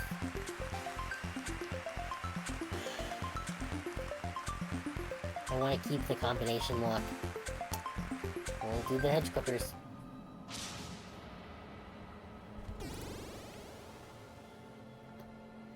Well, that's a slight benefit. Oh, this sucks. This really sucks.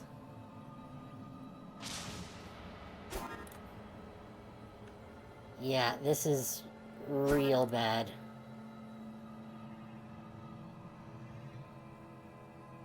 Oh, we're so screwed. I don't even think that this is even possible to win. Even with us leveling, even if we can survive enough to level, I don't think we're gonna win.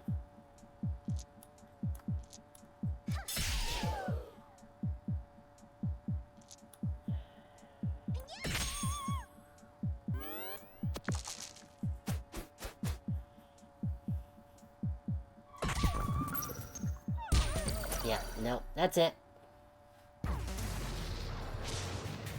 Alright, well, that happened. We're already over time, so we're gonna call it there.